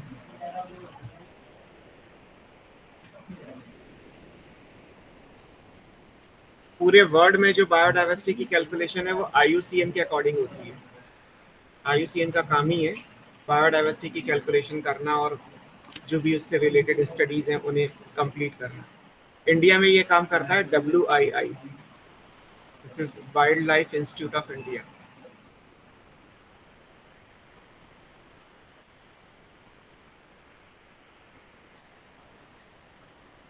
इसका हेड ऑफिस देहरादून में है, बाकी सेंटर तो बहुत सारी जगह।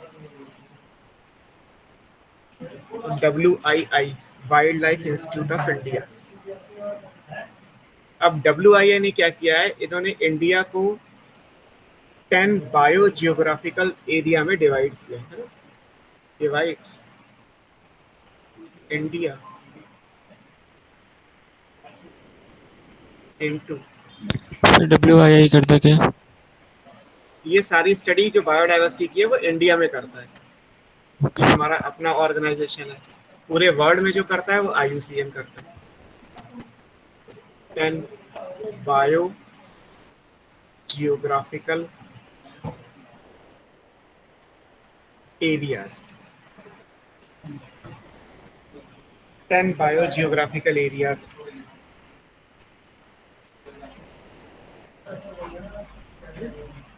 और ये बायोडाइवर्सिटी के अकॉर्डिंग है। इनमें से सबसे ज्यादा कौन कौन से 10 है वो सारे नहीं पढ़ने, बस जो बुक में दे रखा है वो याद रखिए। डेक्कन पेनिसुला, है ना, डेक्कन पेनिनसुला,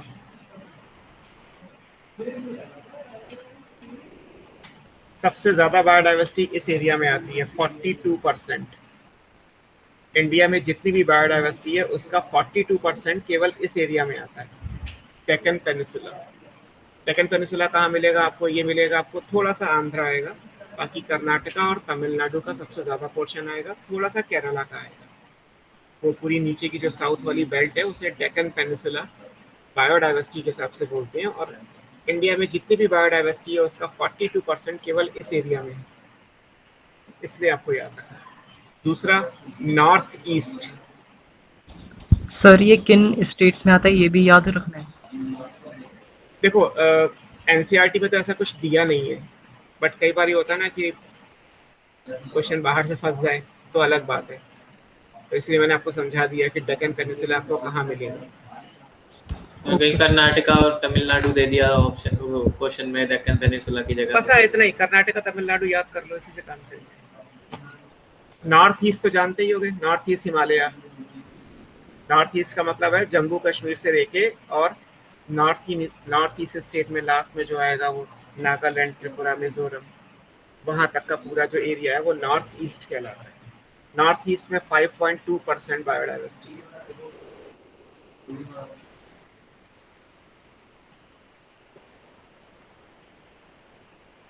वेस्टर्न घाट में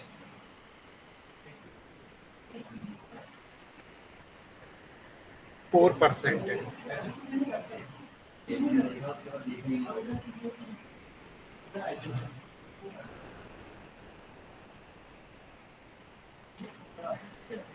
तो ये तीन ही डेटा दे रखा है, ये तीन ही याद रखिएगा।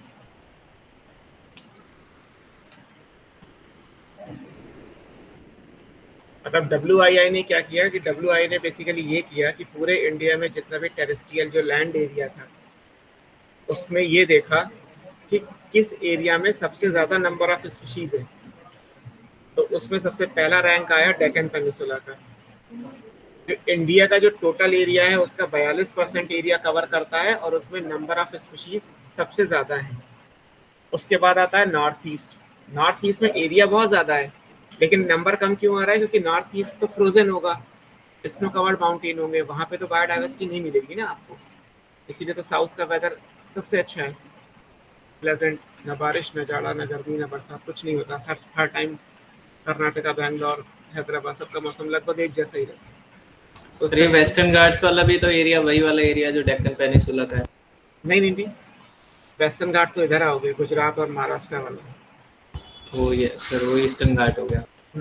ईस्टर्न घाट उधर जाओगे। ईस्टर्न घाट और डेक्कन पेनिसुला अलग है। अगर आपको ज्योग्राफी के हिसाब से देखना है तो गूगल पे सर्च करके देखोगे तो आपको सारी बेल्ट अलग अलग नजर आ जाएगी। ठीक है सर प्लेन्स पे ज्यादा डाइवर्सिटी नहीं होनी चाहिए? डाइवर्सिटी इस बात पे डिपेंड करती है कि जिन ऑर्गेनिज्म को, जिन स्पीशीज को रहना है उनकी सुटेबल कंडीशंस कहाँ हैं, वो इम्पोर्टेंट होता है। डाइवर्सिटी इस चीज़ पे डिपेंड नहीं करती कि रेन ज़्यादा हो रही है नहीं हो रही है, या हिल्स ज़्यादा हैं तो डाइवर्सिटी ज़्यादा होगी। हिल्स तो हैं हिल्स तो बहुत सारी हैं। नॉर्थ ईस्ट में माउंटेन है और डेक्कन पेनिनसुला में हिल्स आ रही हैं।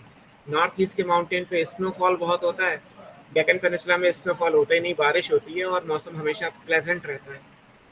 तो प्लांट को ग्रो करने के लिए, एनिमल को ग्रो करने के लिए, भाई एनिमल भी ज़्यादा वहीं होगा ना जहाँ प्लांट ज़्यादा होंगे।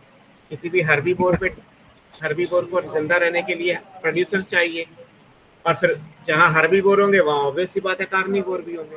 तो डाइवर्सिटी के पॉइंट ऑफ व्यू से वही एरिया प्रोलिफरेट करेगा ना जहाँ पे ग्रोइंग कंडीशन बेटर होंगी।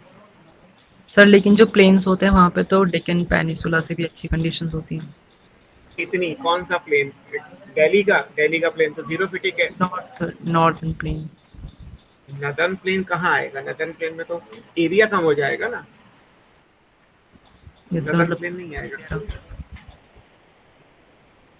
नेक्स्ट पॉइंट क्या है? एक वर्ड यूज होता है एंडेमिक। एंडेमिक का मतलब होता है restricted to a specific area, particular area. कोई भी स्पीशीज अगर किसी एक एरिया में रेस्ट्रिक्टेड है तो वो एंडेमिक स्पीशीज कहलाती है। हमें एंडेमिक स्पीशीज के हिसाब से पढ़ना है, मतलब पूरी दुनिया में केवल वो इसी जगह पे होगी और कहीं नहीं होगी। तो इसका मतलब ये है कि वो एंडेमिक स्पीशीज कहलाएगी। एंडेमिक का मतलब होता है restricted to a particular area. अब इस चीज को लेके 2 पॉइंट आपकी बुक में दिए। पहला दिया होगा कि 1/3 जो फ्लावरिंग प्लांट इंडिया से रिकॉर्ड हुए हैं, 33% of flowering plants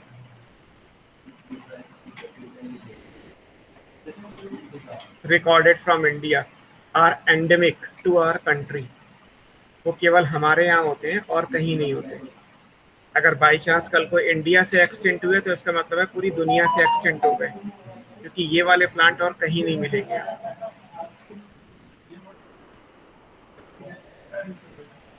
33% of flowering plants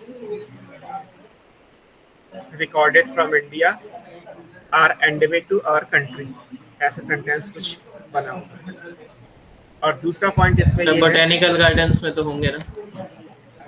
botanical garden में तो जो भी चीजें हैं वो हमारा नेचर वाला केस तो है ही नहीं ना, वो तो हमने बनाए हैं। हमारा वाला तो अभी बात ही नहीं कर रहे, अभी तो हम नेचर के अकॉर्डिंग ही सारी चीजें कर रहे हैं। तो सर एक चीज़ और पूछनी थी कि सर वो जो बर्ड्स माइग्रेट करके आ जाती हैं सर इंडिया में, वो इंडिया की मानी जाएंगी या वहाँ की जहाँ से आती हैं?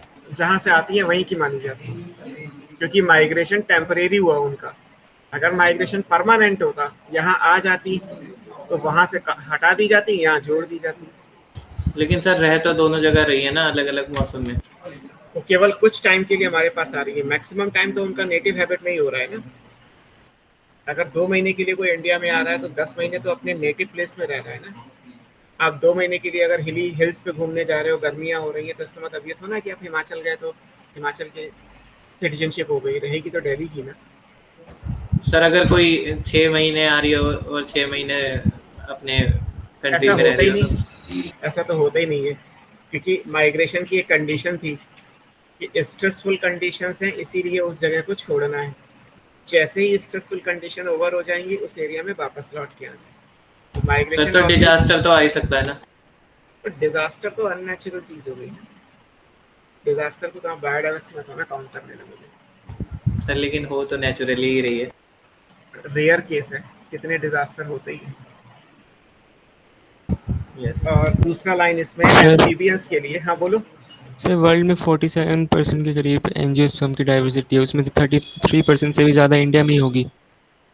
मतलब सर आपने लिखा है ना 33% एंडेमिक है, तो मतलब 33 अलग अलग डेटा है। पहले वाली जो लाइन थी वो क्या थी?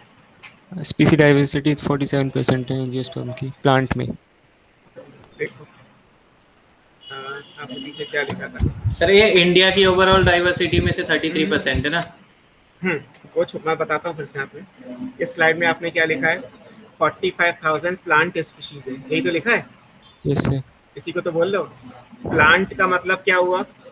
Algae, ब्रायो, टेरिडो, gymno, angio. प्लांट का मतलब क्या पढ़ते हो?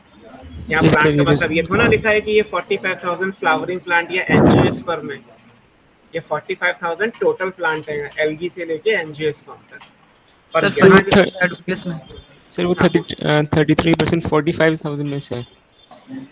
बेटे ये फ्लावरिंग प्लांट का है, 45,000 में से पहले फ्लावरिंग प्लांट निकालो और फिर उस फ्लावरिंग प्लांट का 1/3 जो इंडिया से आए हैं वो एंडेमिक है। ये इस लाइन का मतलब है। Okay sir. फ्लावरिंग प्लांट का मतलब है जिम्नोस्पर्म और एंजियोस्पर्म, यस सर समझ गया। और प्लांट का मतलब है एल्गी टू एंजियोस्पर्म। गड़बड़ कर तो दोगे सारा ऐसे तो। नहीं सर मैं पूरे वर्ल्ड से कंपेयर कर रहा था। नहीं नहीं ओके। वेस्टर्न घाट में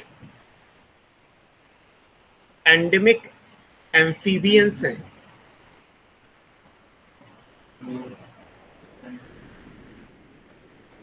एक तो चीज ये थी कि वेस्टर्न घाट और ईस्टर्न घाट एम्फीबियंस दोनों जगह हैं। ज्यादा कहाँ पे है? वेस्टर्न घाट में। ये लाइन आपने पहले पढ़ी हुई है। अब यहाँ पे लाइन क्या है? यहाँ पे लाइन ये है कि वेस्टर्न घाट के अंदर number of endemic amphibian species भी बहुत ज्यादा है। ईस्टर्न घाट के कंपैरिजन में वेस्टर्न घाट के अंदर एम्फीबियन तो ज्यादा है ही, लेकिन ऐसे एम्फीबियन भी हैं जो एंडेमिक हैं, जो केवल यहीं होते हैं। अगर वेस्टर्न घाट में नहीं तो पूरी दुनिया में कहीं नहीं।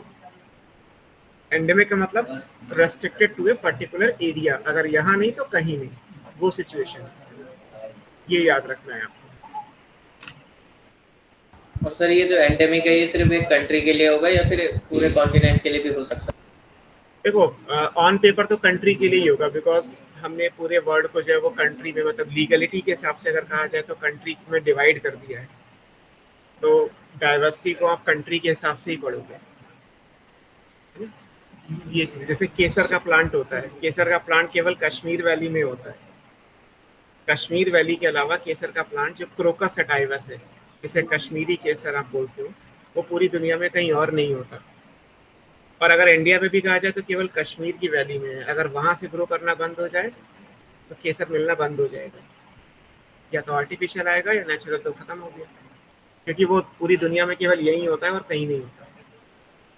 ये इस चीज का मतलब इस तरीके से आप समझो। या जैसे आपने 11th में पढ़ा होगा pitcher plant, nepenthes. Pitcher plant कहाँ होता है? वो मेघालय में एक गांव है खासी विलेज। तो खासी विलेज में जो हिल्स होती हैं केवल वहीं होता है, अगर वहां नहीं तो पूरी दुनिया में कहीं नहीं। तो निपेंथिस खासियाना नाम ही इसीलिए रखा गया उसका, स्पीशीज का खासियाना, क्योंकि वो खासी हिल्स में ही पाया जाता है। तो अगर किसी को देखना है तो वहीं आके देखना पड़ेगा। इंडिया में भी पूरे इंडिया में नहीं है, केवल एक छोटे से गांव में जो हिल्स आ रही है, जो रेंज आ रही है, उतने से एरिया में केवल निपेंथिस खासियाना ग्रो करता है और उसके अलावा कहीं ग्रो नहीं करता। वो भी एंडेमिक प्लांट हो गया। इस तरीके से समझो इन चीजों को कि एंडेमिक। सर अब जैसे हम एशियाटिक चीता की बात करते हैं तो वो तो फिर एशिया में ही होगा ना? हाँ, लेकिन उसकी जियोग्राफिकल बाउंड्री लिमिटेड हो गई है ना। अब एशिया तो कहीं एग्जिस्ट ही नहीं करता ना, या तो इंडिया करेगा या पाकिस्तान करेगा या चाइना करेगा या बांग्लादेश करेगा। अब सारे कंट्री के हिसाब से चीजें पढ़ रहे हो ना आप, क्योंकि कंट्री की अपनी पॉलिसीज होती है। तो सर वो एंडेमिक नहीं होगा ना?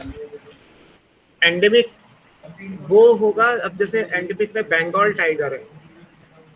अगर आप बंगाल टाइगर की बात कर रहे हैं तो बंगाल टाइगर केवल बंगाल में, तो दैट इज आप कह सकते हो कि वो एंडेमिक में आएगा, कि वो केवल उस एरिया में। हालांकि एंडेमिक को डिक्लेयर करने के लिए जो WIA या IUCN के जो पैरामीटर्स हैं वो सारे फुलफिल होंगे, तभी वो एंडेमिक डिक्लेयर किया जाता है। जैसे मैंने आपको जो बताया एग्जाम्पल, वो एंडेमिक है। केसर का प्लांट हो गया, निपेंथिस खासियाना हो गया, ये एक्चुअली एंडेमिक है।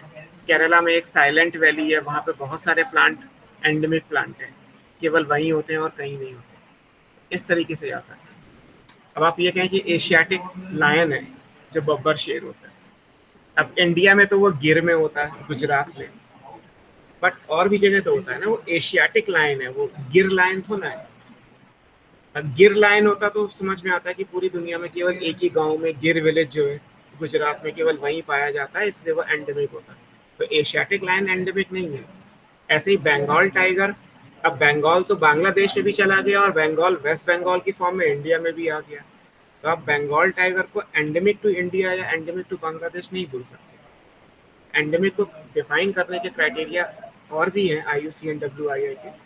अभी आप केवल ये याद कर सकते हो कि restricted to a particular area is endemic. Sir Gangetic dolphin भी होगी ना?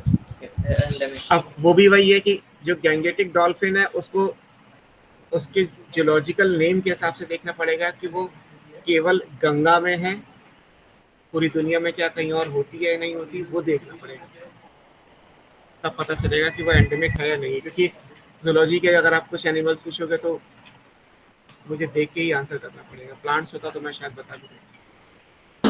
Okay sir, clear. तो ये सब हमने जितना अभी तक पढ़ा, ये हमारा बायोडाइवर्सिटी का एस्टिमेशन था।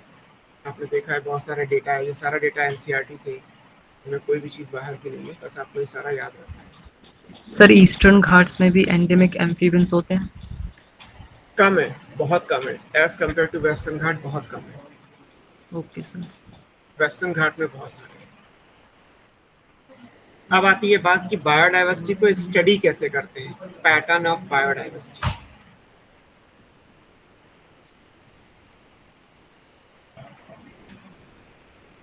अगर लोगों ने बायोडाइवर्सिटी को पढ़ा तो कैसे पढ़ा होगा, पैटर्न्स ऑफ बायोडाइवर्सिटी क्या है। बायोडाइवर्सिटी के पैटर्न क्या है, दो कहलाते हैं, there are two master gradient.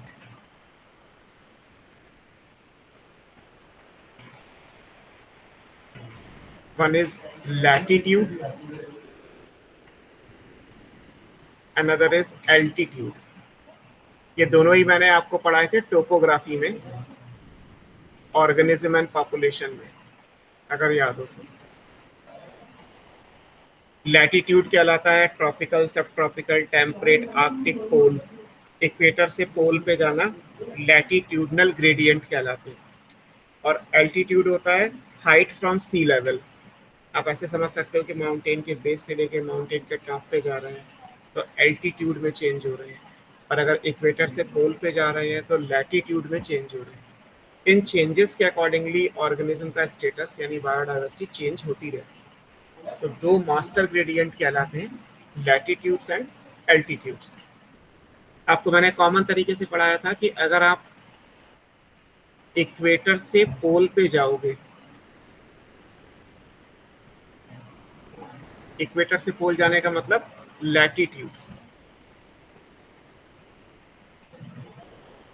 तो जो स्पीशीज की डाइवर्सिटी है वो डिक्रीज करेगी।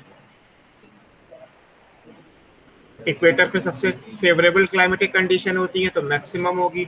जैसे जैसे इक्वेटर से यानी ट्रॉपिकल से सब ट्रॉपिकल, सब ट्रॉपिकल से टेम्परेट, टेम्परेट से आर्कटिक, आर्कटिक से पोल, तो जैसे ही आप इक्वेटर से पोल की तरफ जाओगे तो स्पीशीज की डाइवर्सिटी क्या होगा, डिक्रीज करती चली जाएगी। इसी तरीके से अगर आप माउंटेन के बेस से उसके टॉप पे जाते हैं तो इट्स टॉप, जो कहलाता है एल्टीट्यूड्स, एल्टीट्यूडनल ग्रेडियंट, तो भी स्पीशीज की डाइवर्सिटी डिक्रीज करेगी। माउंटेन में आप जितने ऊंचाई पे जाते जाओगे उतने प्लांट और एनिमल आपको कम दिखना शुरू हो जाएंगे, यानी कि जो बायोडाइवर्सिटी है वो डिक्रीज करेगी। माउंटेन के बेस पे बायोडाइवर्सिटी मैक्सिमम होगी, ऐसे ही इक्वेटर पे बायोडाइवर्सिटी मैक्सिमम होगी, माउंटेन के टॉप पे मिनिमम होगी, पोल्स पे मिनिमम डाइवर्सिटी होगी।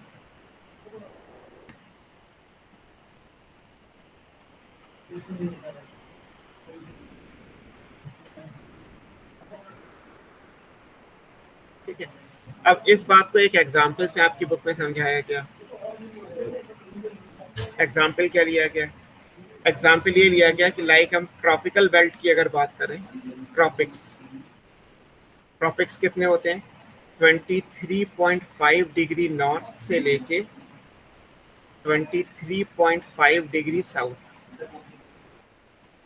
जैसे लिखे जाते हैं ना कोऑर्डिनेट्स, आप लिखते हो ज्योग्राफी में, आपने कभी लिखे होंगे, तो सेम चीज लिखा है। ट्रॉपिकल क्या है, 23.5 डिग्री नॉर्थ से 23.5 degree south. Tropic of Cancer और कैप्रिकॉर्न, हाँ मतलब वही सेम चीज है कि ज्योग्राफी के टर्म्स आएंगे। तो इसमें अगर हम बात करें तो ये ट्रॉपिक हो गया, फिर ऐसे टेम्परेट आएगा, फिर ऐसे पोल आएगा, फिर ट्रॉपिक आते हैं, फिर उसके बाद सब ट्रॉपिक्स आते हैं, फिर टेम्परेट आता है, फिर आर्कटिक आता है, फिर पोल आता है। ट्रॉपिकल यानी कि इक्वेटोरियल लाइन, तो इक्वेटर से पोल जैसे ऊपर लिखा हुआ है। तो अब यहाँ पे एक एग्जांपल आपकी बुक में दिया है कि अगर हम मान लीजिए मूव करें, एक हम ट्रॉपिकल ले लेते हैं, एक हम टेम्परेट ले लेते हैं और एक हम आर्कटिक या पोल की तरफ ले लेते हैं। तो यहाँ पे एग्जांपल दिया है आपकी बुक में, लाइक कोलंबिया। कोलंबिया एक ट्रॉपिकल कंट्री है। न्यूयॉर्क टेम्परेट, ग्रीनलैंड जस्ट पोल पे है।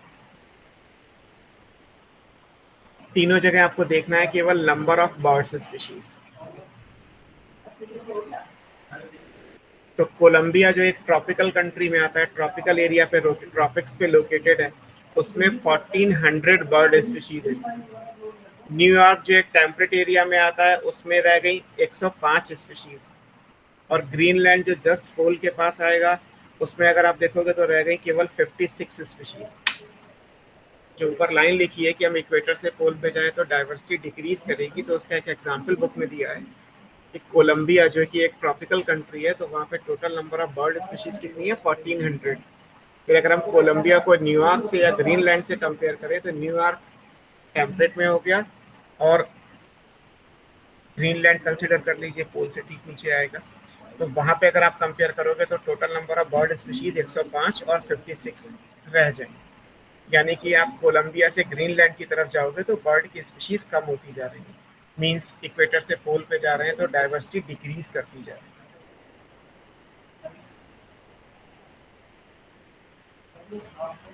सर अगर हम एक लॉन्गिट्यूड से दूसरे लॉन्गिट्यूड पे जाएंगे तब क्या होगा?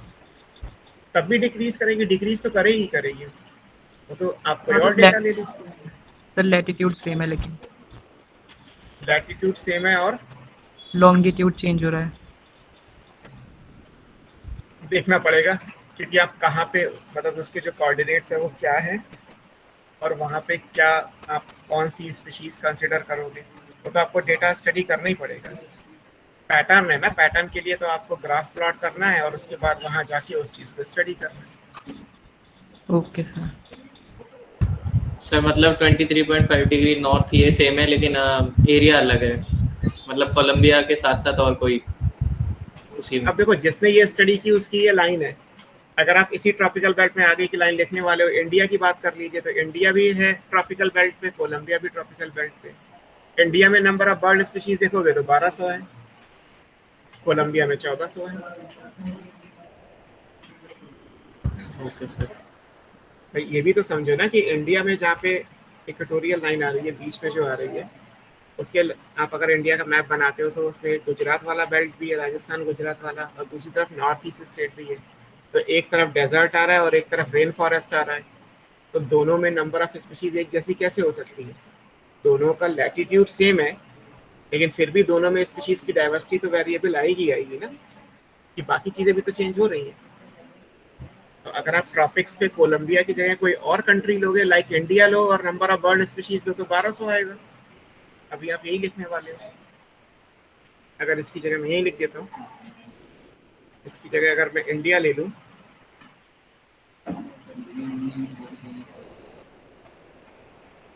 तो नंबर ऑफ बर्ड स्पीशीज 1200 है, याद रखिएगा। कोलंबिया में 1400 है, इंडिया में 1200 है।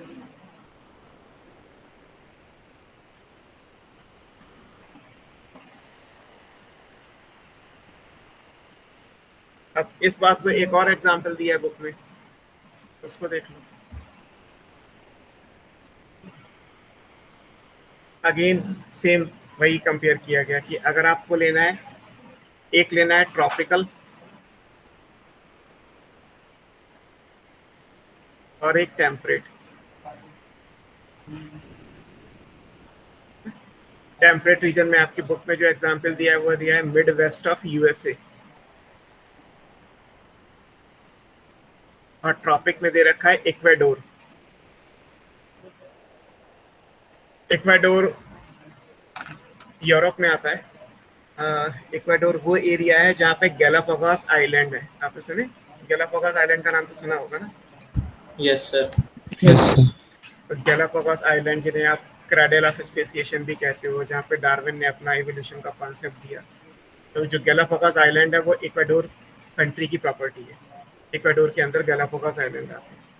तो इक्वाडोर ट्रॉपिक्स है और यूएसए सब जानते हैं टेम्परेट एरिया में आ रहा है, मिड वेस्ट ऑफ यूएसए ले लिया गया।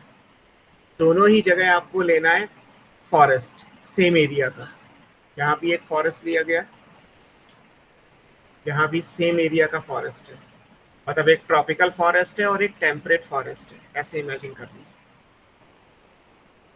इक्वल एरिया लेना है। दोनों जगह देखने कौन से प्लांट है आपको, नंबर ऑफ वेस्कुलर प्लांट देखने हैं। वेस्कुलर प्लांट कौन कौन से होते हैं? Pteridophyte, pteridophyte, gymnosperm, angiosperm. हाँ, टेरिडोफाइट, जिम्नोस्पर्म और एंजियोस्पर्म। तो अगर आप total number of vascular plant देखोगे in the forest of the same area, जितना ट्रॉपिकल बेल्ट में है लाइक इक्वाडोर एंड टेम्परेट में है like mid west of USA, तो यहाँ पे ये 10 टाइम्स ज़्यादा है, 10 गुना ज़्यादा। अगर आप नंबर ऑफ वेस्कुलर प्लांट की बात करें, species, number of species of vascular plant, तो वेस्कुलर प्लांट की जो टोटल नंबर ऑफ स्पीशीज अगर मान लीजिए यूएसए में आ रही है 10, तो इक्वाडोर में आएंगी 100। 10 गुना ज़्यादा डाइवर्सिटी है ट्रॉपिकल बेल्ट में टेम्परेट के कंपैरिजन में, अगर हम कंसिडर यहाँ पे करें number of species of vascular plant.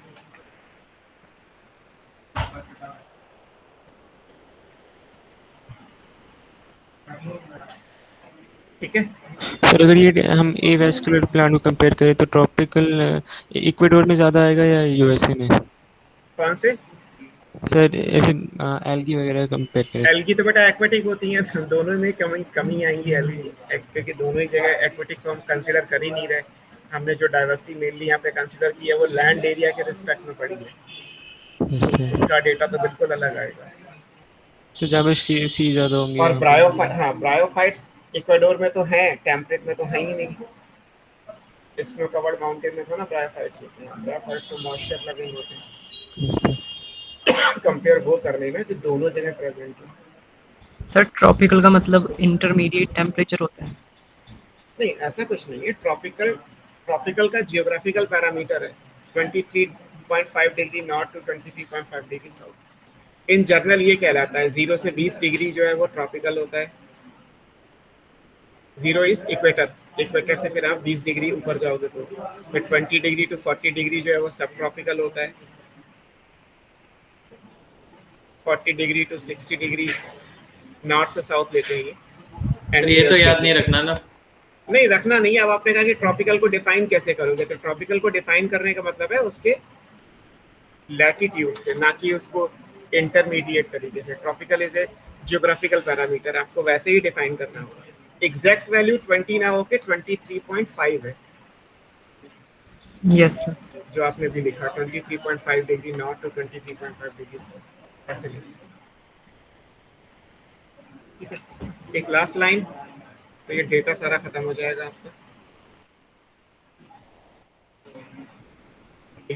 Maximum biodiversity जो अर्थ पे है वो है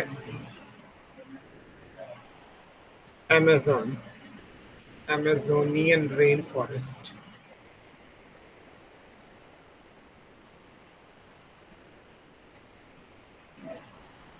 अमेज़न रिवर के किनारे जो रेन फॉरेस्ट है, ट्रॉपिकल अमेज़न रेन फॉरेस्ट, जो ट्रॉपिकल बेल्ट में है।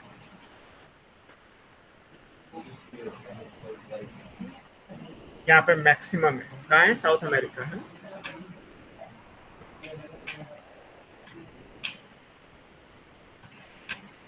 मैक्सिमम बायोडाइवर्सिटी जो अर्थ की है वो साउथ अमेरिका के जो ट्रॉपिकल रेन फॉरेस्ट है, अमेज़न रिवर के किनारे जो ट्रॉपिकल रेन फॉरेस्ट है, वहाँ पे maximum biodiversity on the earth. इसका भी डेटा दे रखा है, इसी अमेज़न रेन फॉरेस्ट के लेके डेटा दे रखा है। 40,000 प्लांट्स, ये नंबर ऑफ स्पीशीज के हिसाब से आप पढ़ रहे हो, है ना? 40,000 प्लांट्स याद रखने, 3,000 फिशेस, 1,300 बर्ड्स, 427 amphibians,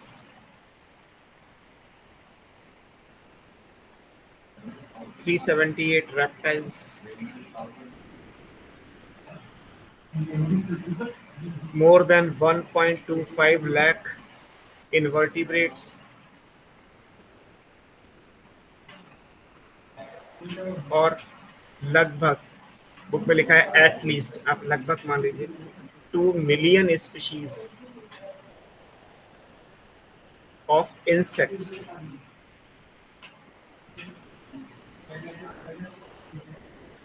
जो अभी इंतजार कर रही हैं कि उन्हें डिस्कवर किया जाए।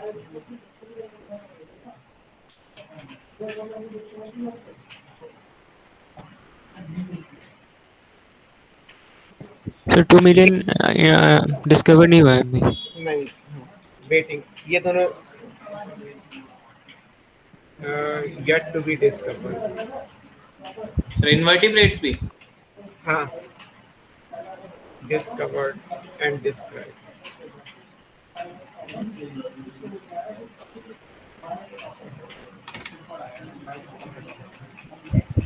अमेज़न रेन फॉरेस्ट 40,000 प्लांट्स जो है वो है ही ना यहाँ पर डिस्कवर्ड। हाँ, ये तो है। अमेज़न रेन फॉरेस्ट के बारे में हम कहते हैं कि हम केवल 1% जानते हैं, 99% is known, unknown, still unknown, हमें नहीं पता। दे आर सो डेंस कि दोपहर के 12 बजे भी अंधेरा रहता है। अंदर कौन से प्लांट है, कौन से एनिमल है, कौन सी फंगी है, कुछ नहीं पता। केवल जो नदी के किनारे जो फॉरेस्टेड एरिया है, केवल उसी को अभी तक एक्सप्लोर किया गया है, बाकी सारा एरिया अनएक्सप्लोर्ड है। सर मतलब टोटल 50,000 हैं प्लांट्स पूरे अर्थ पे, और उसमें से 40,000 अमेज़न रिवर में ही है। हाँ, बहुत सारे लोग। सर मतलब तो तब तो सबसे ज्यादा एंडेमिक स्पीसीज भी यही होंगी। कह नहीं सकते ना, वी आर नॉट श्योर, तो जब तक श्योरिटी नहीं है तब तक कैसे कहोगे।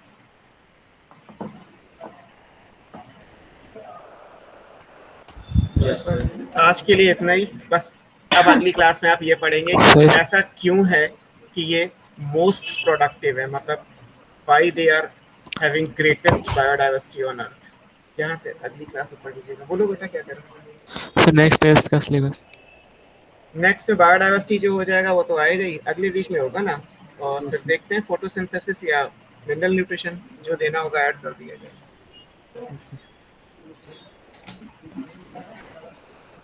आज के लिए इतना ही।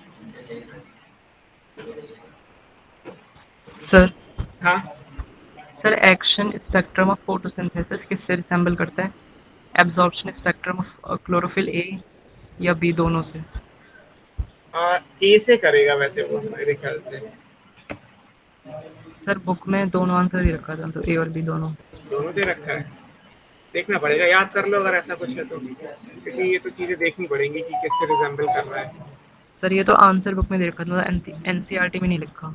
तो एनसीईआरटी में ऐसा कुछ है ही नहीं ना, क्योंकि एनसीईआरटी ने तीनों ग्राफ अलग अलग बनाए हैं और तीनों एक दूसरे से रिजेंबल नहीं करते, तीनों एक दूसरे को नॉन ओवरलैप में आते हैं। एनसीईआरटी तो ऐसी कोई चीज देगी नहीं। बुक के क्वेश्चन का हो सकता है दाएं बाएं। तो सर फिर इसका दोनों याद रखो, ए और बी। मतलब याद कर लो, मेरे ख्याल से ए से मैच करता है, किसी हायर बुक्स में देखना पड़ेगा, क्योंकि chlorophyll A he maximum absorption को शो करता है। Okay sir. चलो, आज क्लास ऑफिस से थी इसलिए पेन टैब से लेना पड़ा। अगली क्लास देखते हैं। Good evening sir. Good evening. Bye. Evening sir. Good evening बेटा, बाय।